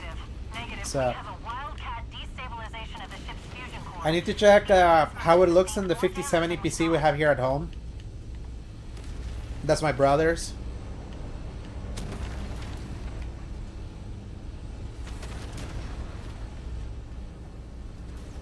Alert. Our RV point with Fohammer. Because is I've heard the towards PC ship's version's bow in our rougher. current position. Use a warthog to reach the extraction point, or we'll never make it in time. Which doesn't surprise me because it's UE5 and When it PC. reaches zero, the engines will detonate. The explosion will generate a temperature of almost 100 million degrees. Don't be the limit, Rose.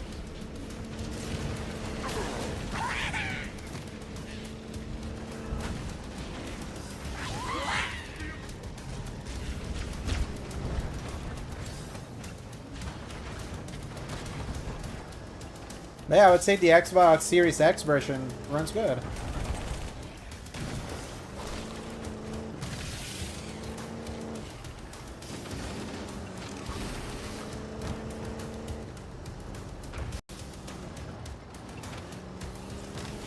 Just wait for Sonic Series X. This looks better for sure. Yeah.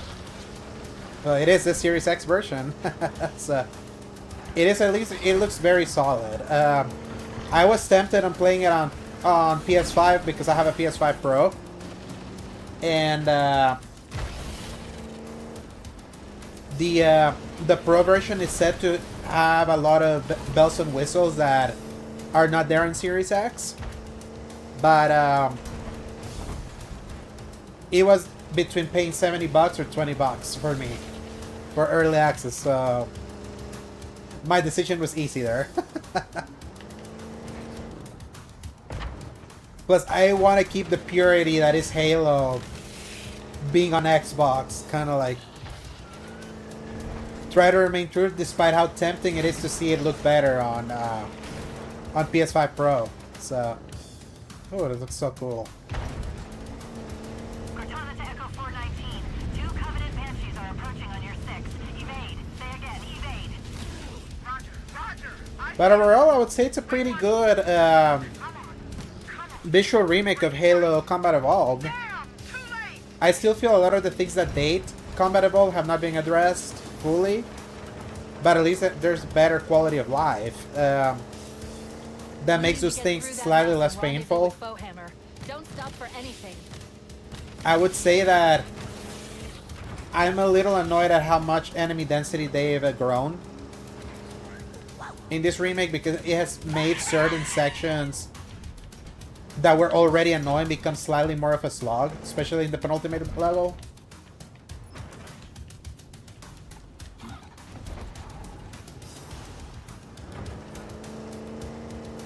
Wait, stop. This is where Bowhammer is coming to pick us up. Hold position here. Cortana to Echo 419. Request extraction now. On the double. But it's just tiny little issues. I would say it's still a pretty good, a good update for this game. I'm hit. Mayday, mayday. Airport buses are shot to hell. I can't hold her. I can't hold her.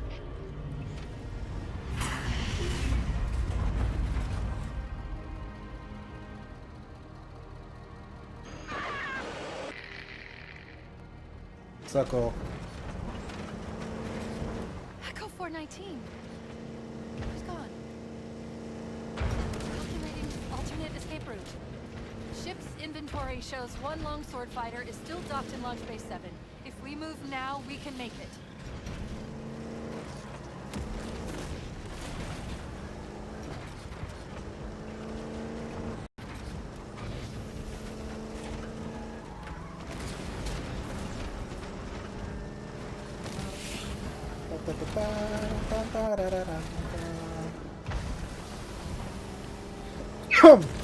Nah.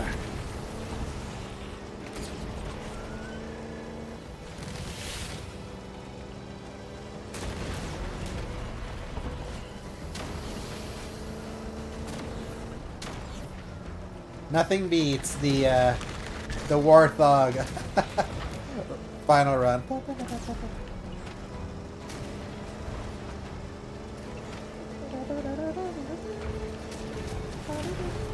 Chief, up ahead. We need to get across that gap. If you hit that ramp at top speed, we should be able to clear it. Jump!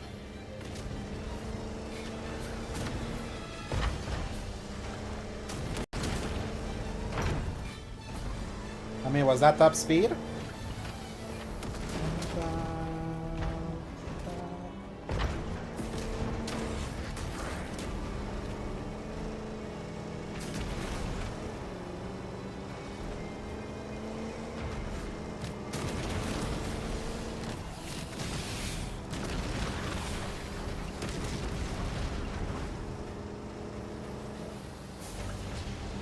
ship. Move! We need to get aboard now. Crap.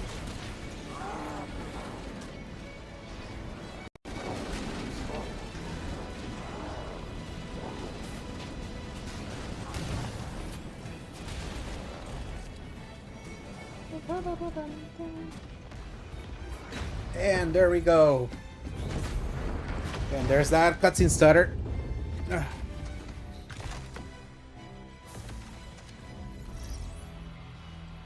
We're cutting it close.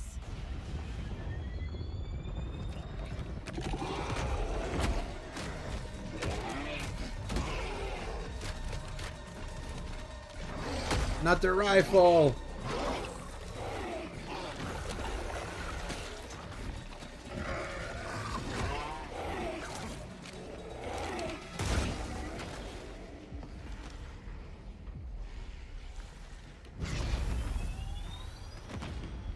Here we go.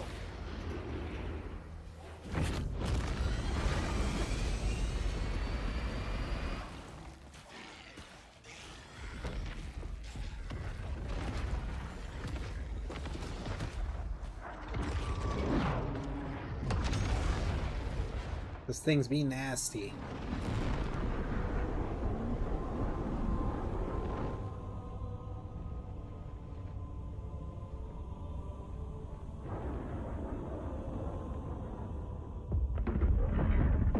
Halo's being nuked. Have I seen the series they released on Paramount? Unfortunately, I did. I wish I didn't.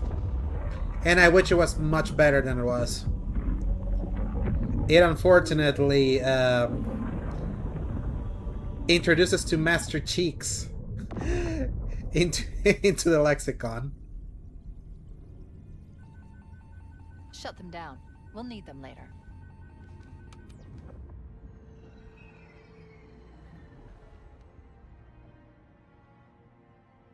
Did anyone else make it? Scanning.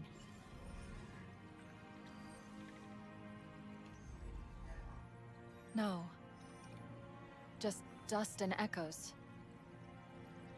We're all that's left. We did what we had to do. For Earth. An entire Covenant armada obliterated, and the Flood. We had no choice. Halo. It's finished.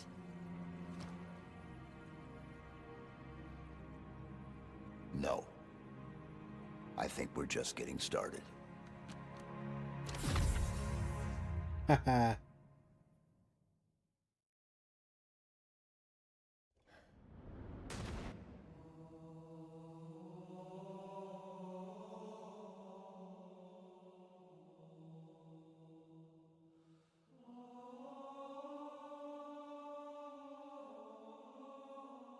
Interesting, they started with the art team at the top for the credits. I do wonder if it's true that the whoever was directing this thing was like an entire mess of who was actually leading this project and all that. And that's probably why they just buried that.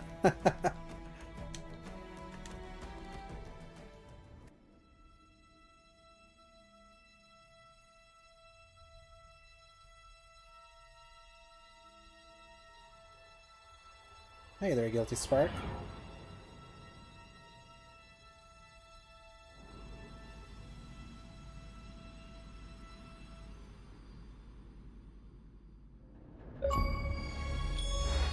And then, like usual with Halo, if you beat it on Legendary, you get an extended cutscene.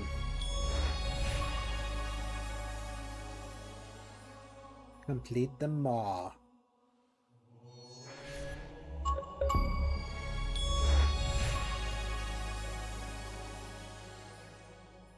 Yeah, completed on normal. The first day I streamed it, I did it heroic, but it was just a little too annoying. But that's not all. We're doing the bonus missions now.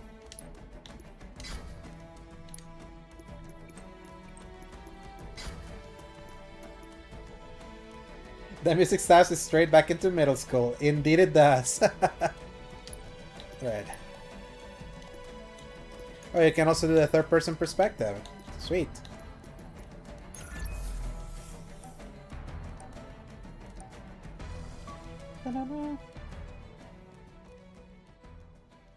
Yeah, I wonder how long the 3 new missions are.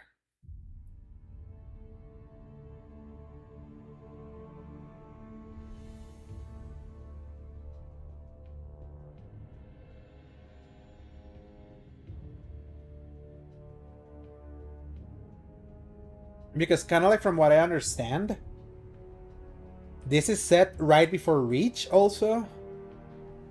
If it's supposed to be a year before the events of Halo, and since Halo happens, Halo Combat Evolved happens literally immediately after Reach.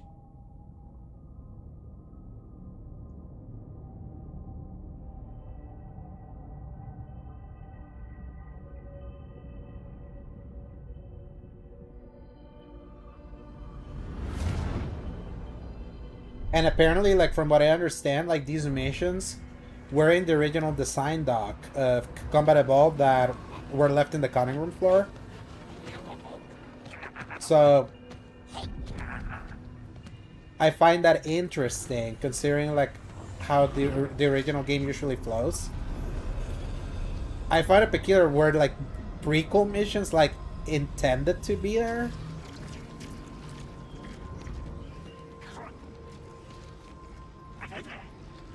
I find that a little hard to believe, but apparently that's what it was.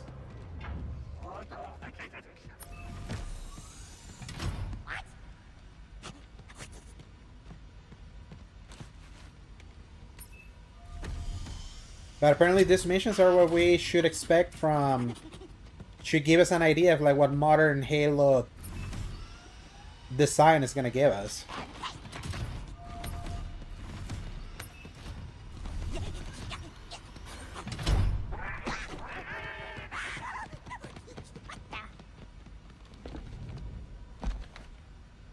Boo.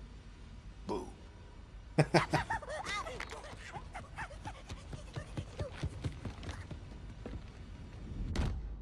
I love he always does the boo.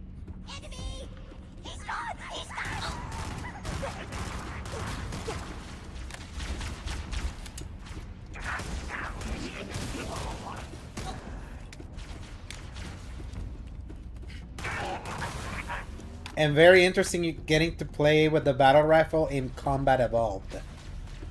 Or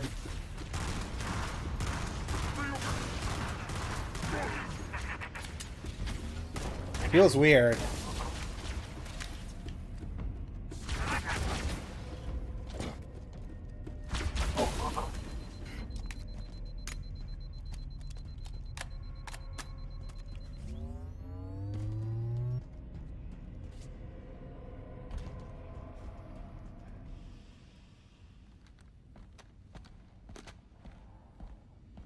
Those cutscene like stutters like annoy me.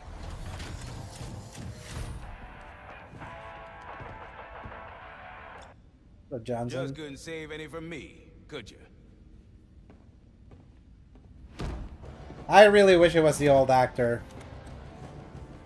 Been a while since I gotta take old Sophie out for a spin.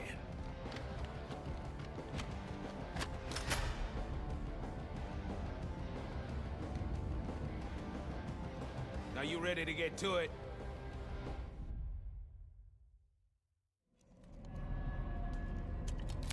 Layout matches what Naval Intelligence provided, confirming a route to the ship's command center. If that nav data has what we need, we can finally strike back at these bastards. Oni seemed confident. We keep quiet and play our cards right, we'll be in, out, and back by dinner.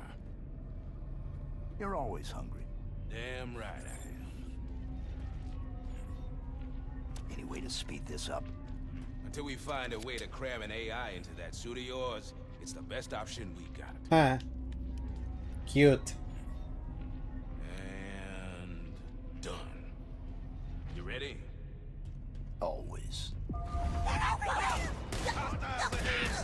get cocky.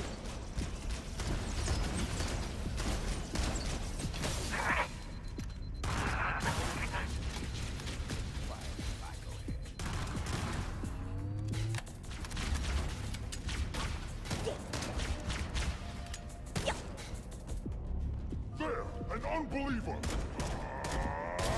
Engaging the...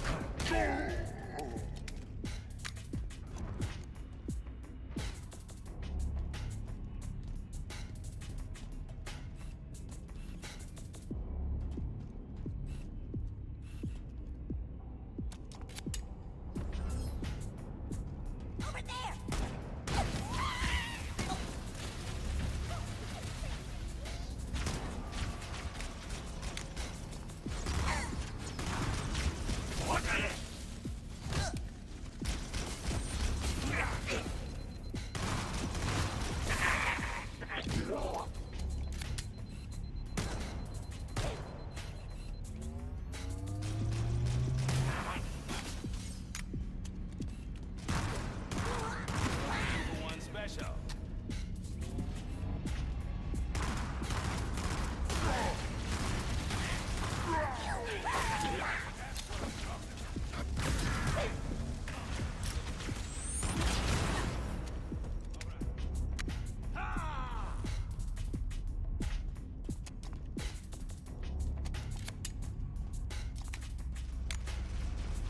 Welcome to my shooting gallery.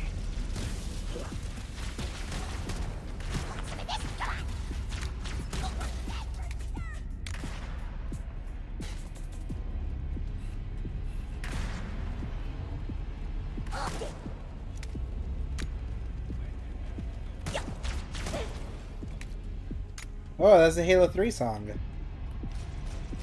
From the first level.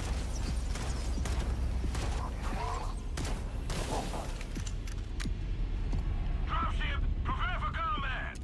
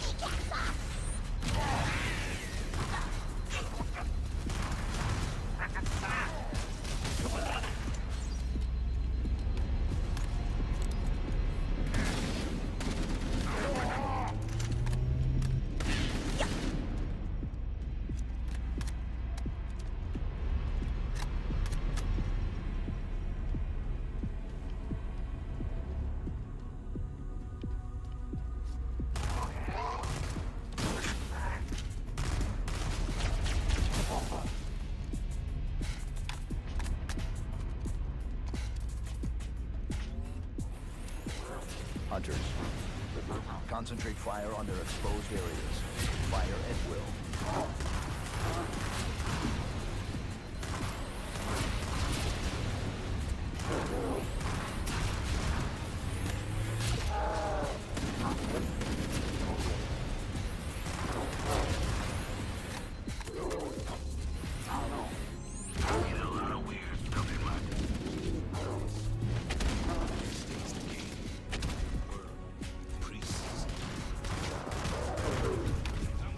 You call that quiet? Dead folks are quiet, Chief.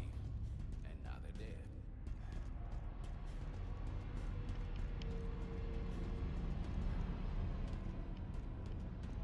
dead. Oni's pocket hacker should suppress their internal alerts. For now, at least.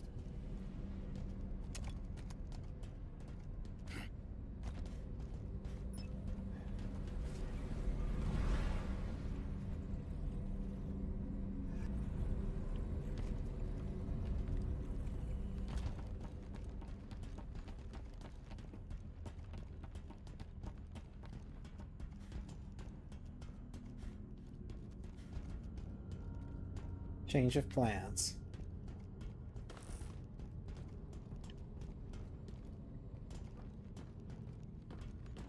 I'll take the high ground, Chief.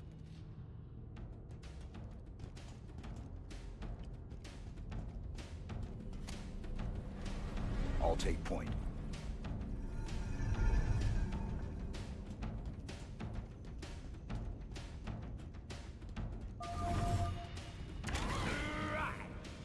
Damn. Cover me. Sophie wants to say a few. Yeah, this aesthetic feels weird for CE.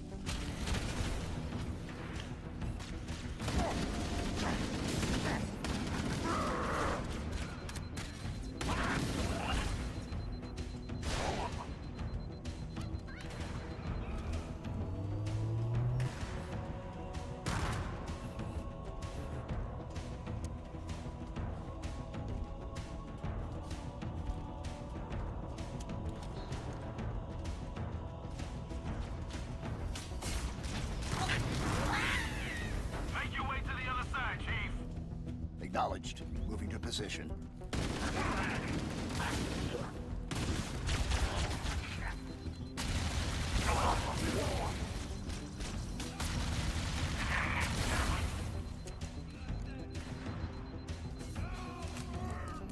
We're taking fire!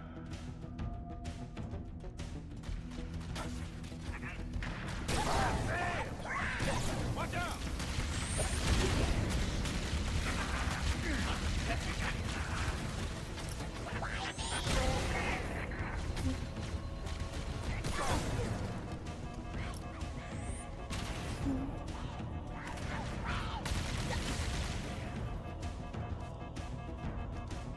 I see an unclean one.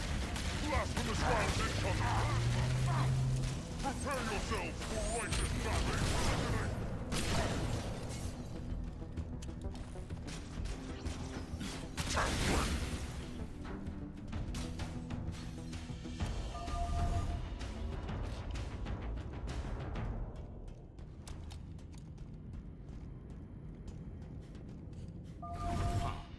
Saw this on the orientation video. Split Lips training room.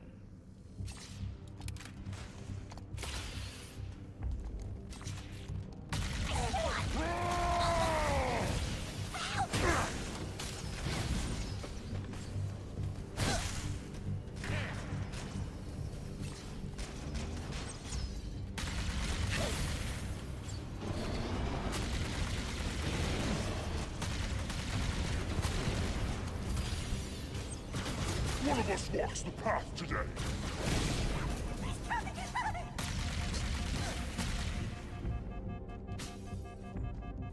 Chief, that sand ain't moving on its own. Contacts on tracker.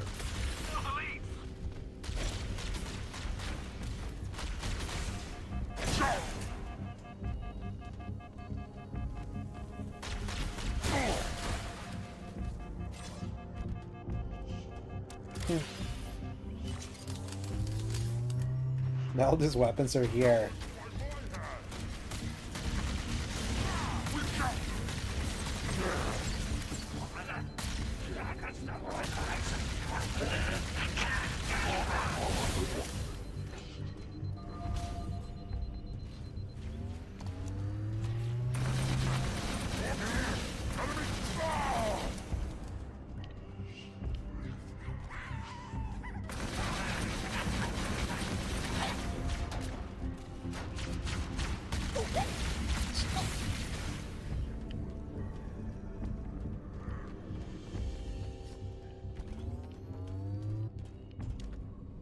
Mind the gap, Chief.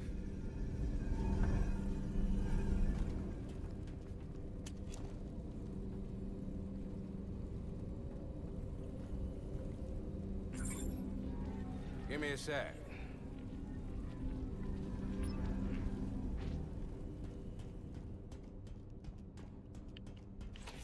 We're good. Let's hustle.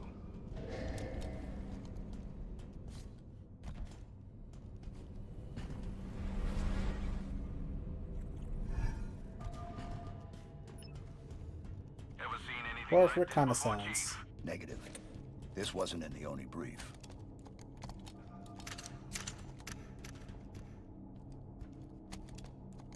Guns up!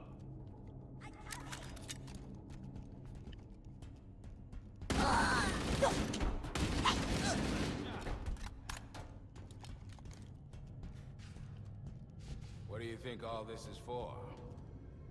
Nothing good. Something really weird about all this. What do you think these are? Trophies? Unlikely. They look more like experiments. That's even worse.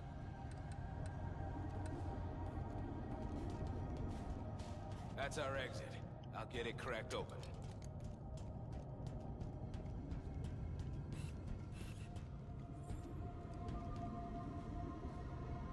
See the galaxy, they say. Visit beautiful locations, they say.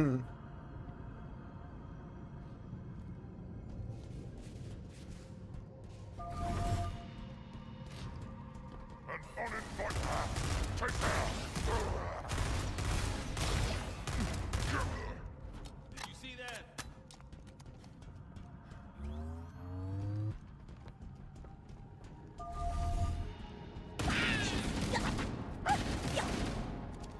We've got company.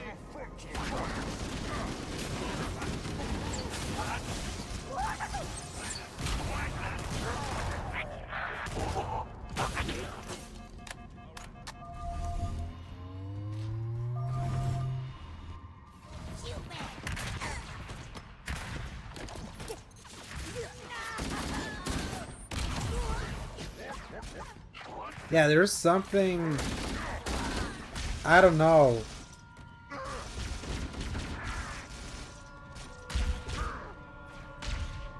There's something that just feels off. Who is this, Truth? Well, I'll be damned. What's a prophet doing here? Beats me. Hey, Waddles! Didn't think your kind got out that much. Hold your fire, my Ah, children. no, Harmony. Have you enjoyed your stay so far, Demon? Had you and your companion given word of your arrival, I would have arranged a tour. I think we've seen enough already. Are you not impressed with our work here? I would have thought you, of all creatures, would appreciate such steadfast dedication to improvement. Is that what you call it? I call it many things, Demon. Here you can observe the true beauty of the Covenant. Our collective strength a reflection of each member's devotion, the tenacity of the Ungoi, the cleverness of the Kigyar, the Sangheili, long our partners since the Writ of Union, the burning edge of the Covenant's blade.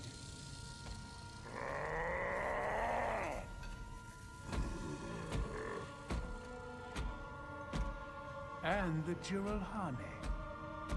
What they lack in mind, they make up for in muscle. But under our guidance, my guidance, their rage can be controlled, reshaped.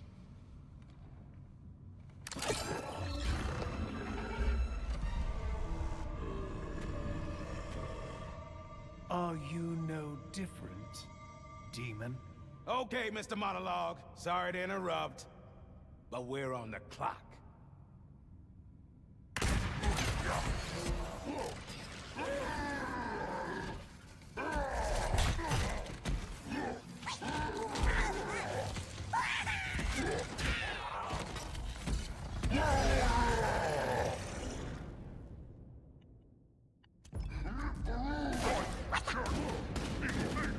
A lot of angry aliens in our way. What's the plan? Nice and subtle, just the way I like it.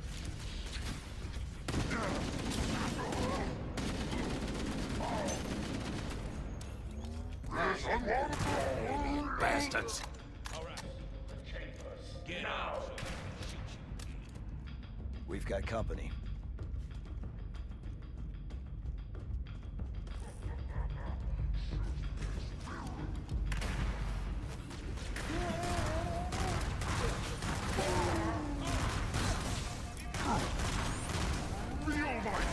No.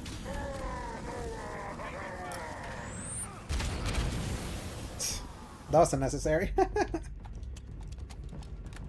got company. Bastards.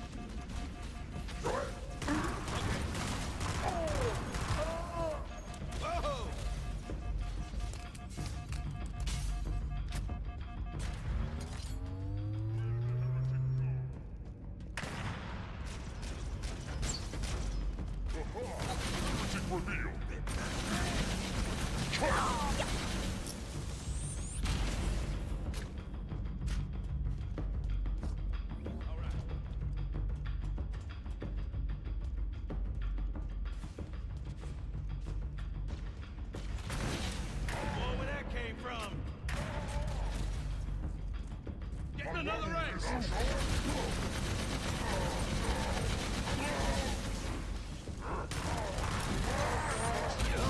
God damn it.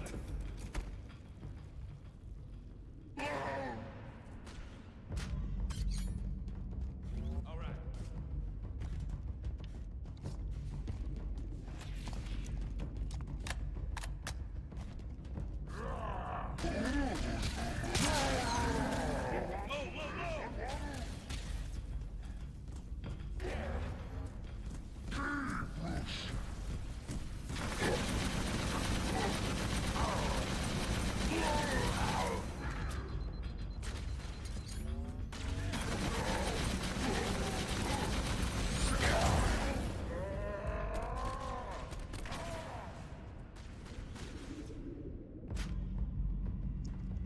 All right.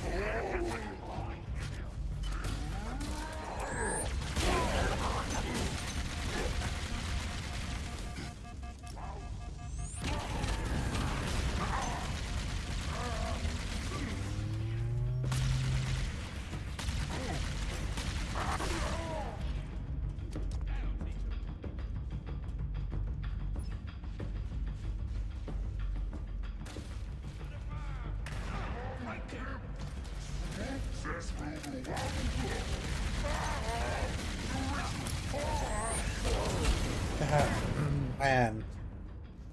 Oh, now. That'll teach him.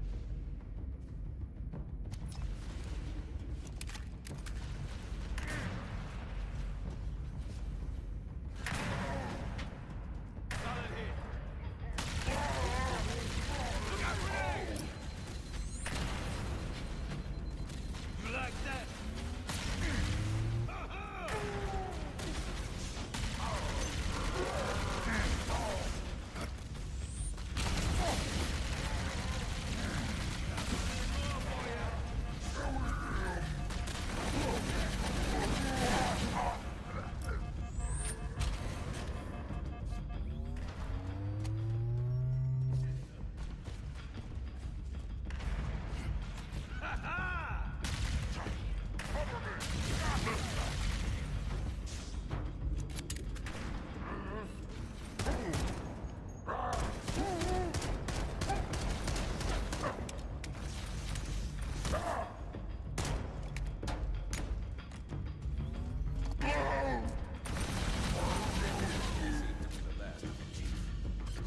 For now.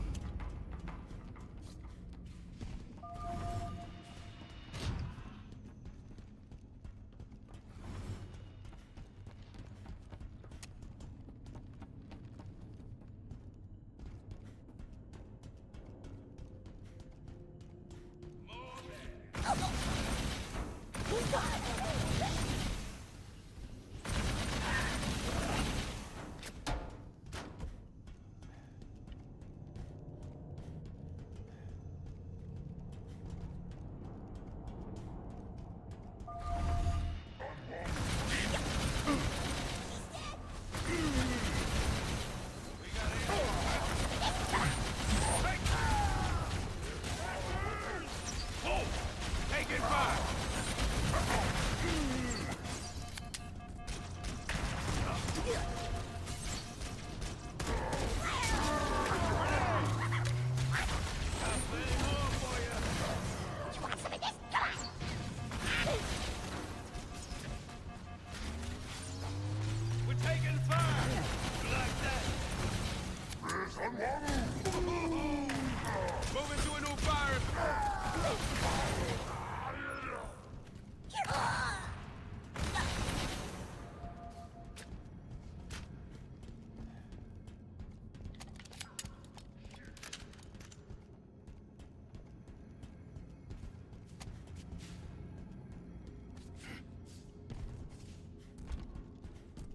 Oh, there. Covering fire!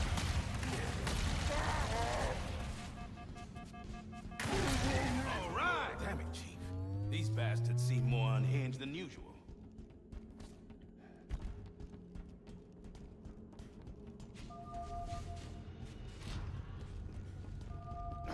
What?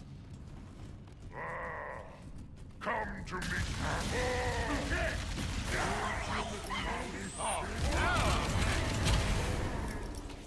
Watch out!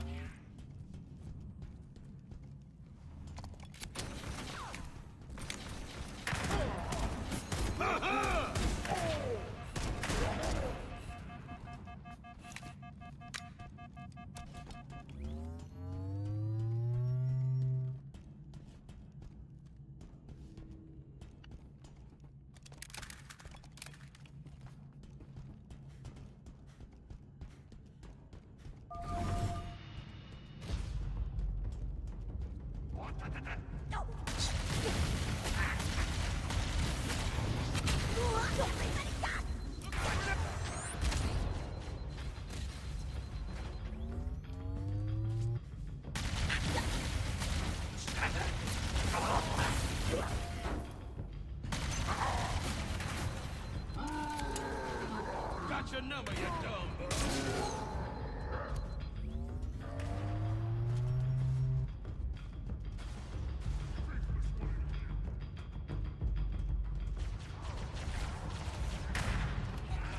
By the brute.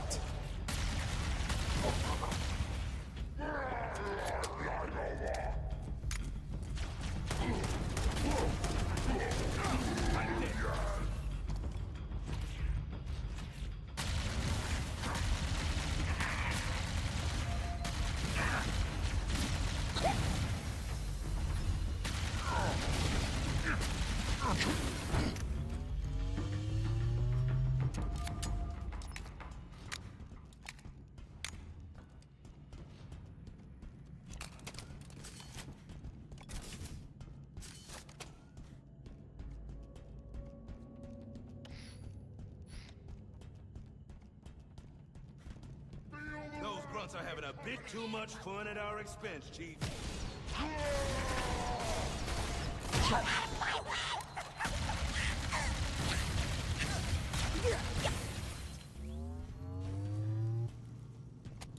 All right. Oh, okay.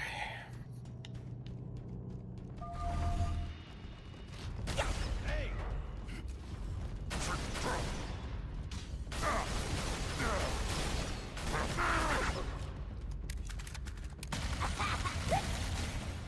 All right.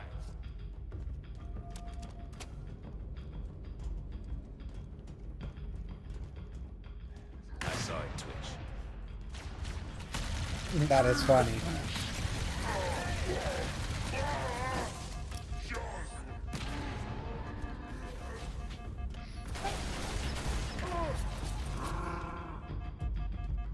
Take it.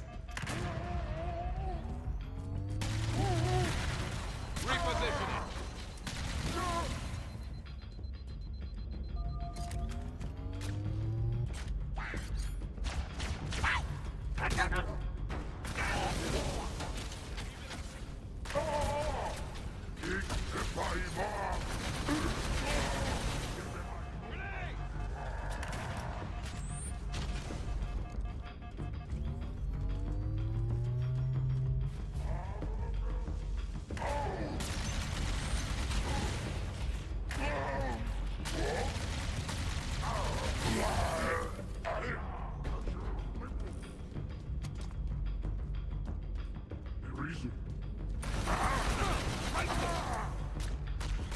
This car is certainly popping indeed. You can tell that these are new missions made. Like, in 2026.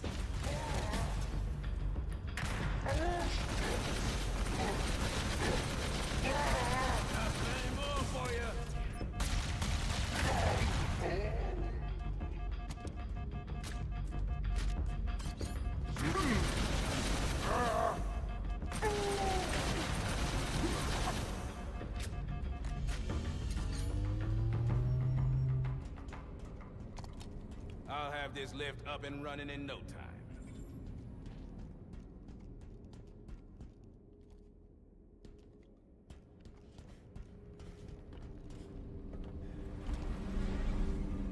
Let's go.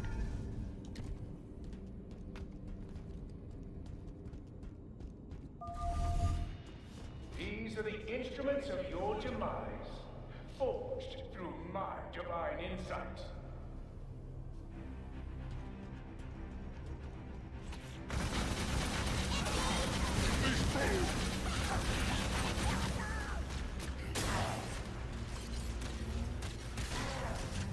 You got a good point in metaphor. Attempt to take a break 20 hours out of like 100 probably.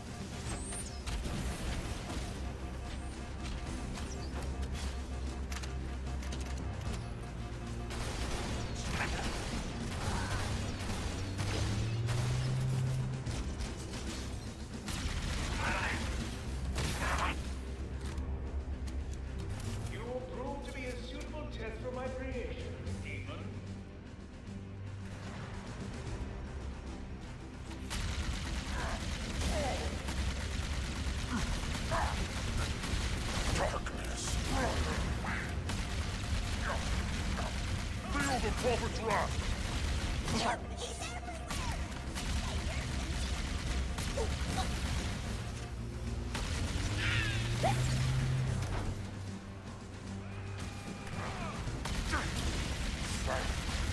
Showtime!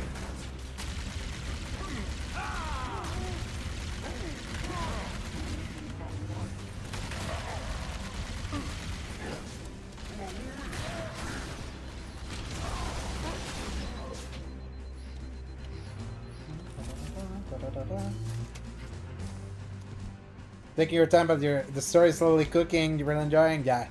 So I've heard.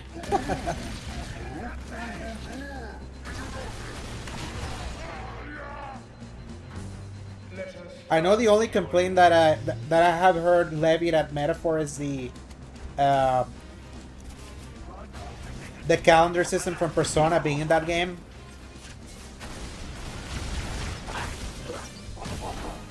I heard it makes the late game annoying.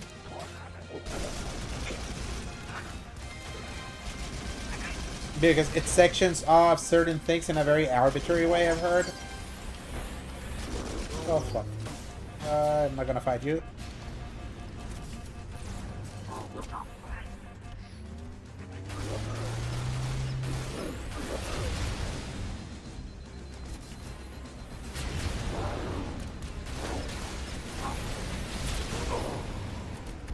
God damn it.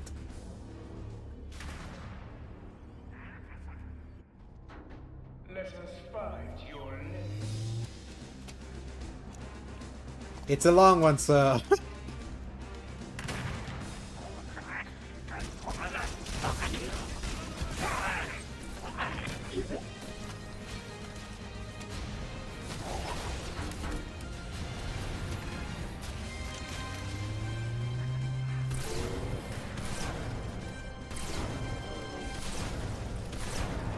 Come on, come on.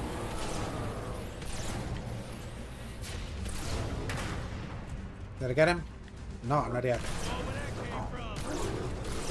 Oh, there we go.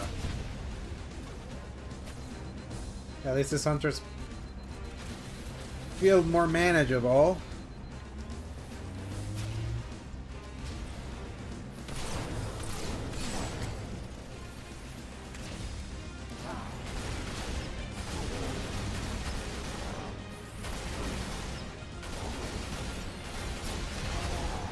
There we go. Ooh.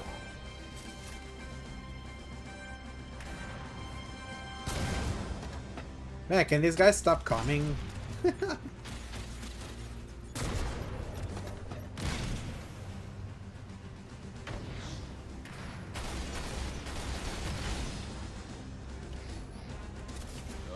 what now? We get back to the mission.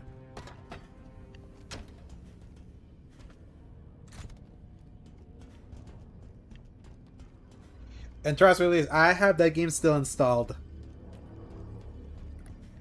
I have debated, should I, is this the moment I go back to it?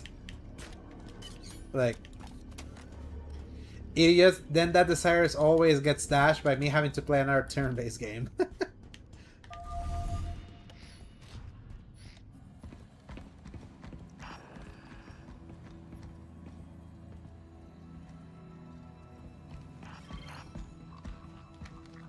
You picking this up, Sergeant Major?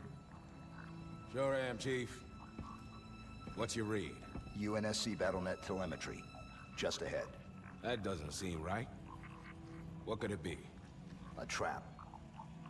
Exactly. No way to be sure. There's a way. But our objective is that way. If UNSC soldiers are being held captive, we need to find out. And that's always been my fear, that because it happened to me with Persona. When it gets you, you're so locked in, but if you just lose the thread, it's so hard to get back on that train. Like, so freaking hard. For the fall. So I guess that was the first mission.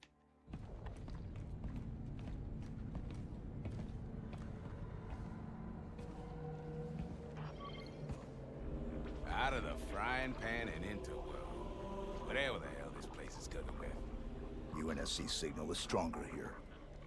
Then it looks like we're on the right track. Let's move out. I got your back, Chief.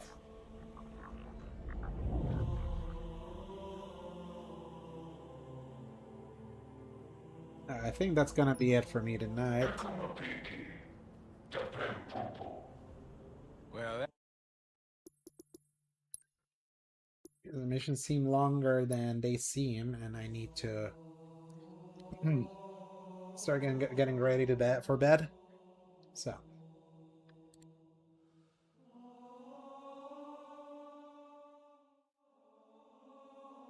yeah, there we have it. I got to finish the campaign for the main campaign for Halo Campaign Evolved, and did at least one of the 3 bonus missions that they added to this game to try to add some value to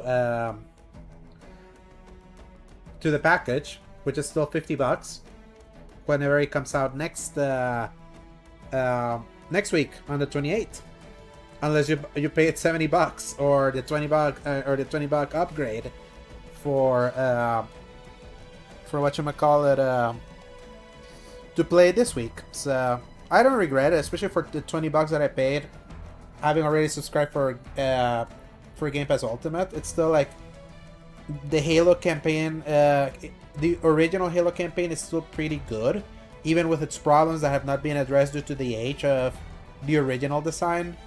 It would have required a more full from the ground up remake than this was, and it's obvious that what they wanted to do was more like keep a lot of the spirit and bones of the first game and maintain most of that. And then if you wanted to see something new, that's kind of like what you kind of see in those bonus missions. I would just say, based on that first mission out of the 3, not super impressed so far. I want to see how they bring it together with those other two missions, because they just seem very abstract, I would say, or like those missions just seem very rudimentary. I want to see how they really like excuse what was the reason to add them beyond just adding them. So the next stream that I'm gonna finish off those two missions, and then I'm gonna move on to the next game. Whether that stream is on Sunday, depends. I have family coming over. We're gonna have some dinner, and that night is also House of the Dragon night. So unless somehow I'm able to carve out the desire for a Sunday stream, it's gotta be until Monday, like for sure. But keep an eye out on the notifications, just in case. And now, if you hold on there, Luis, we're gonna go raid my friend Speedy. If you're down, because she's doing a 24-hour stream, and she's probably 6 hours in. Oh well, I see you left. So, oh well, I'm gonna go. I'll still raid her regardless. So I want to thank everyone that got to tune in, both on YouTube and on Twitch. The impromptu late night Saturday stream. It was fun. I will see you all in the next one. So, peace out.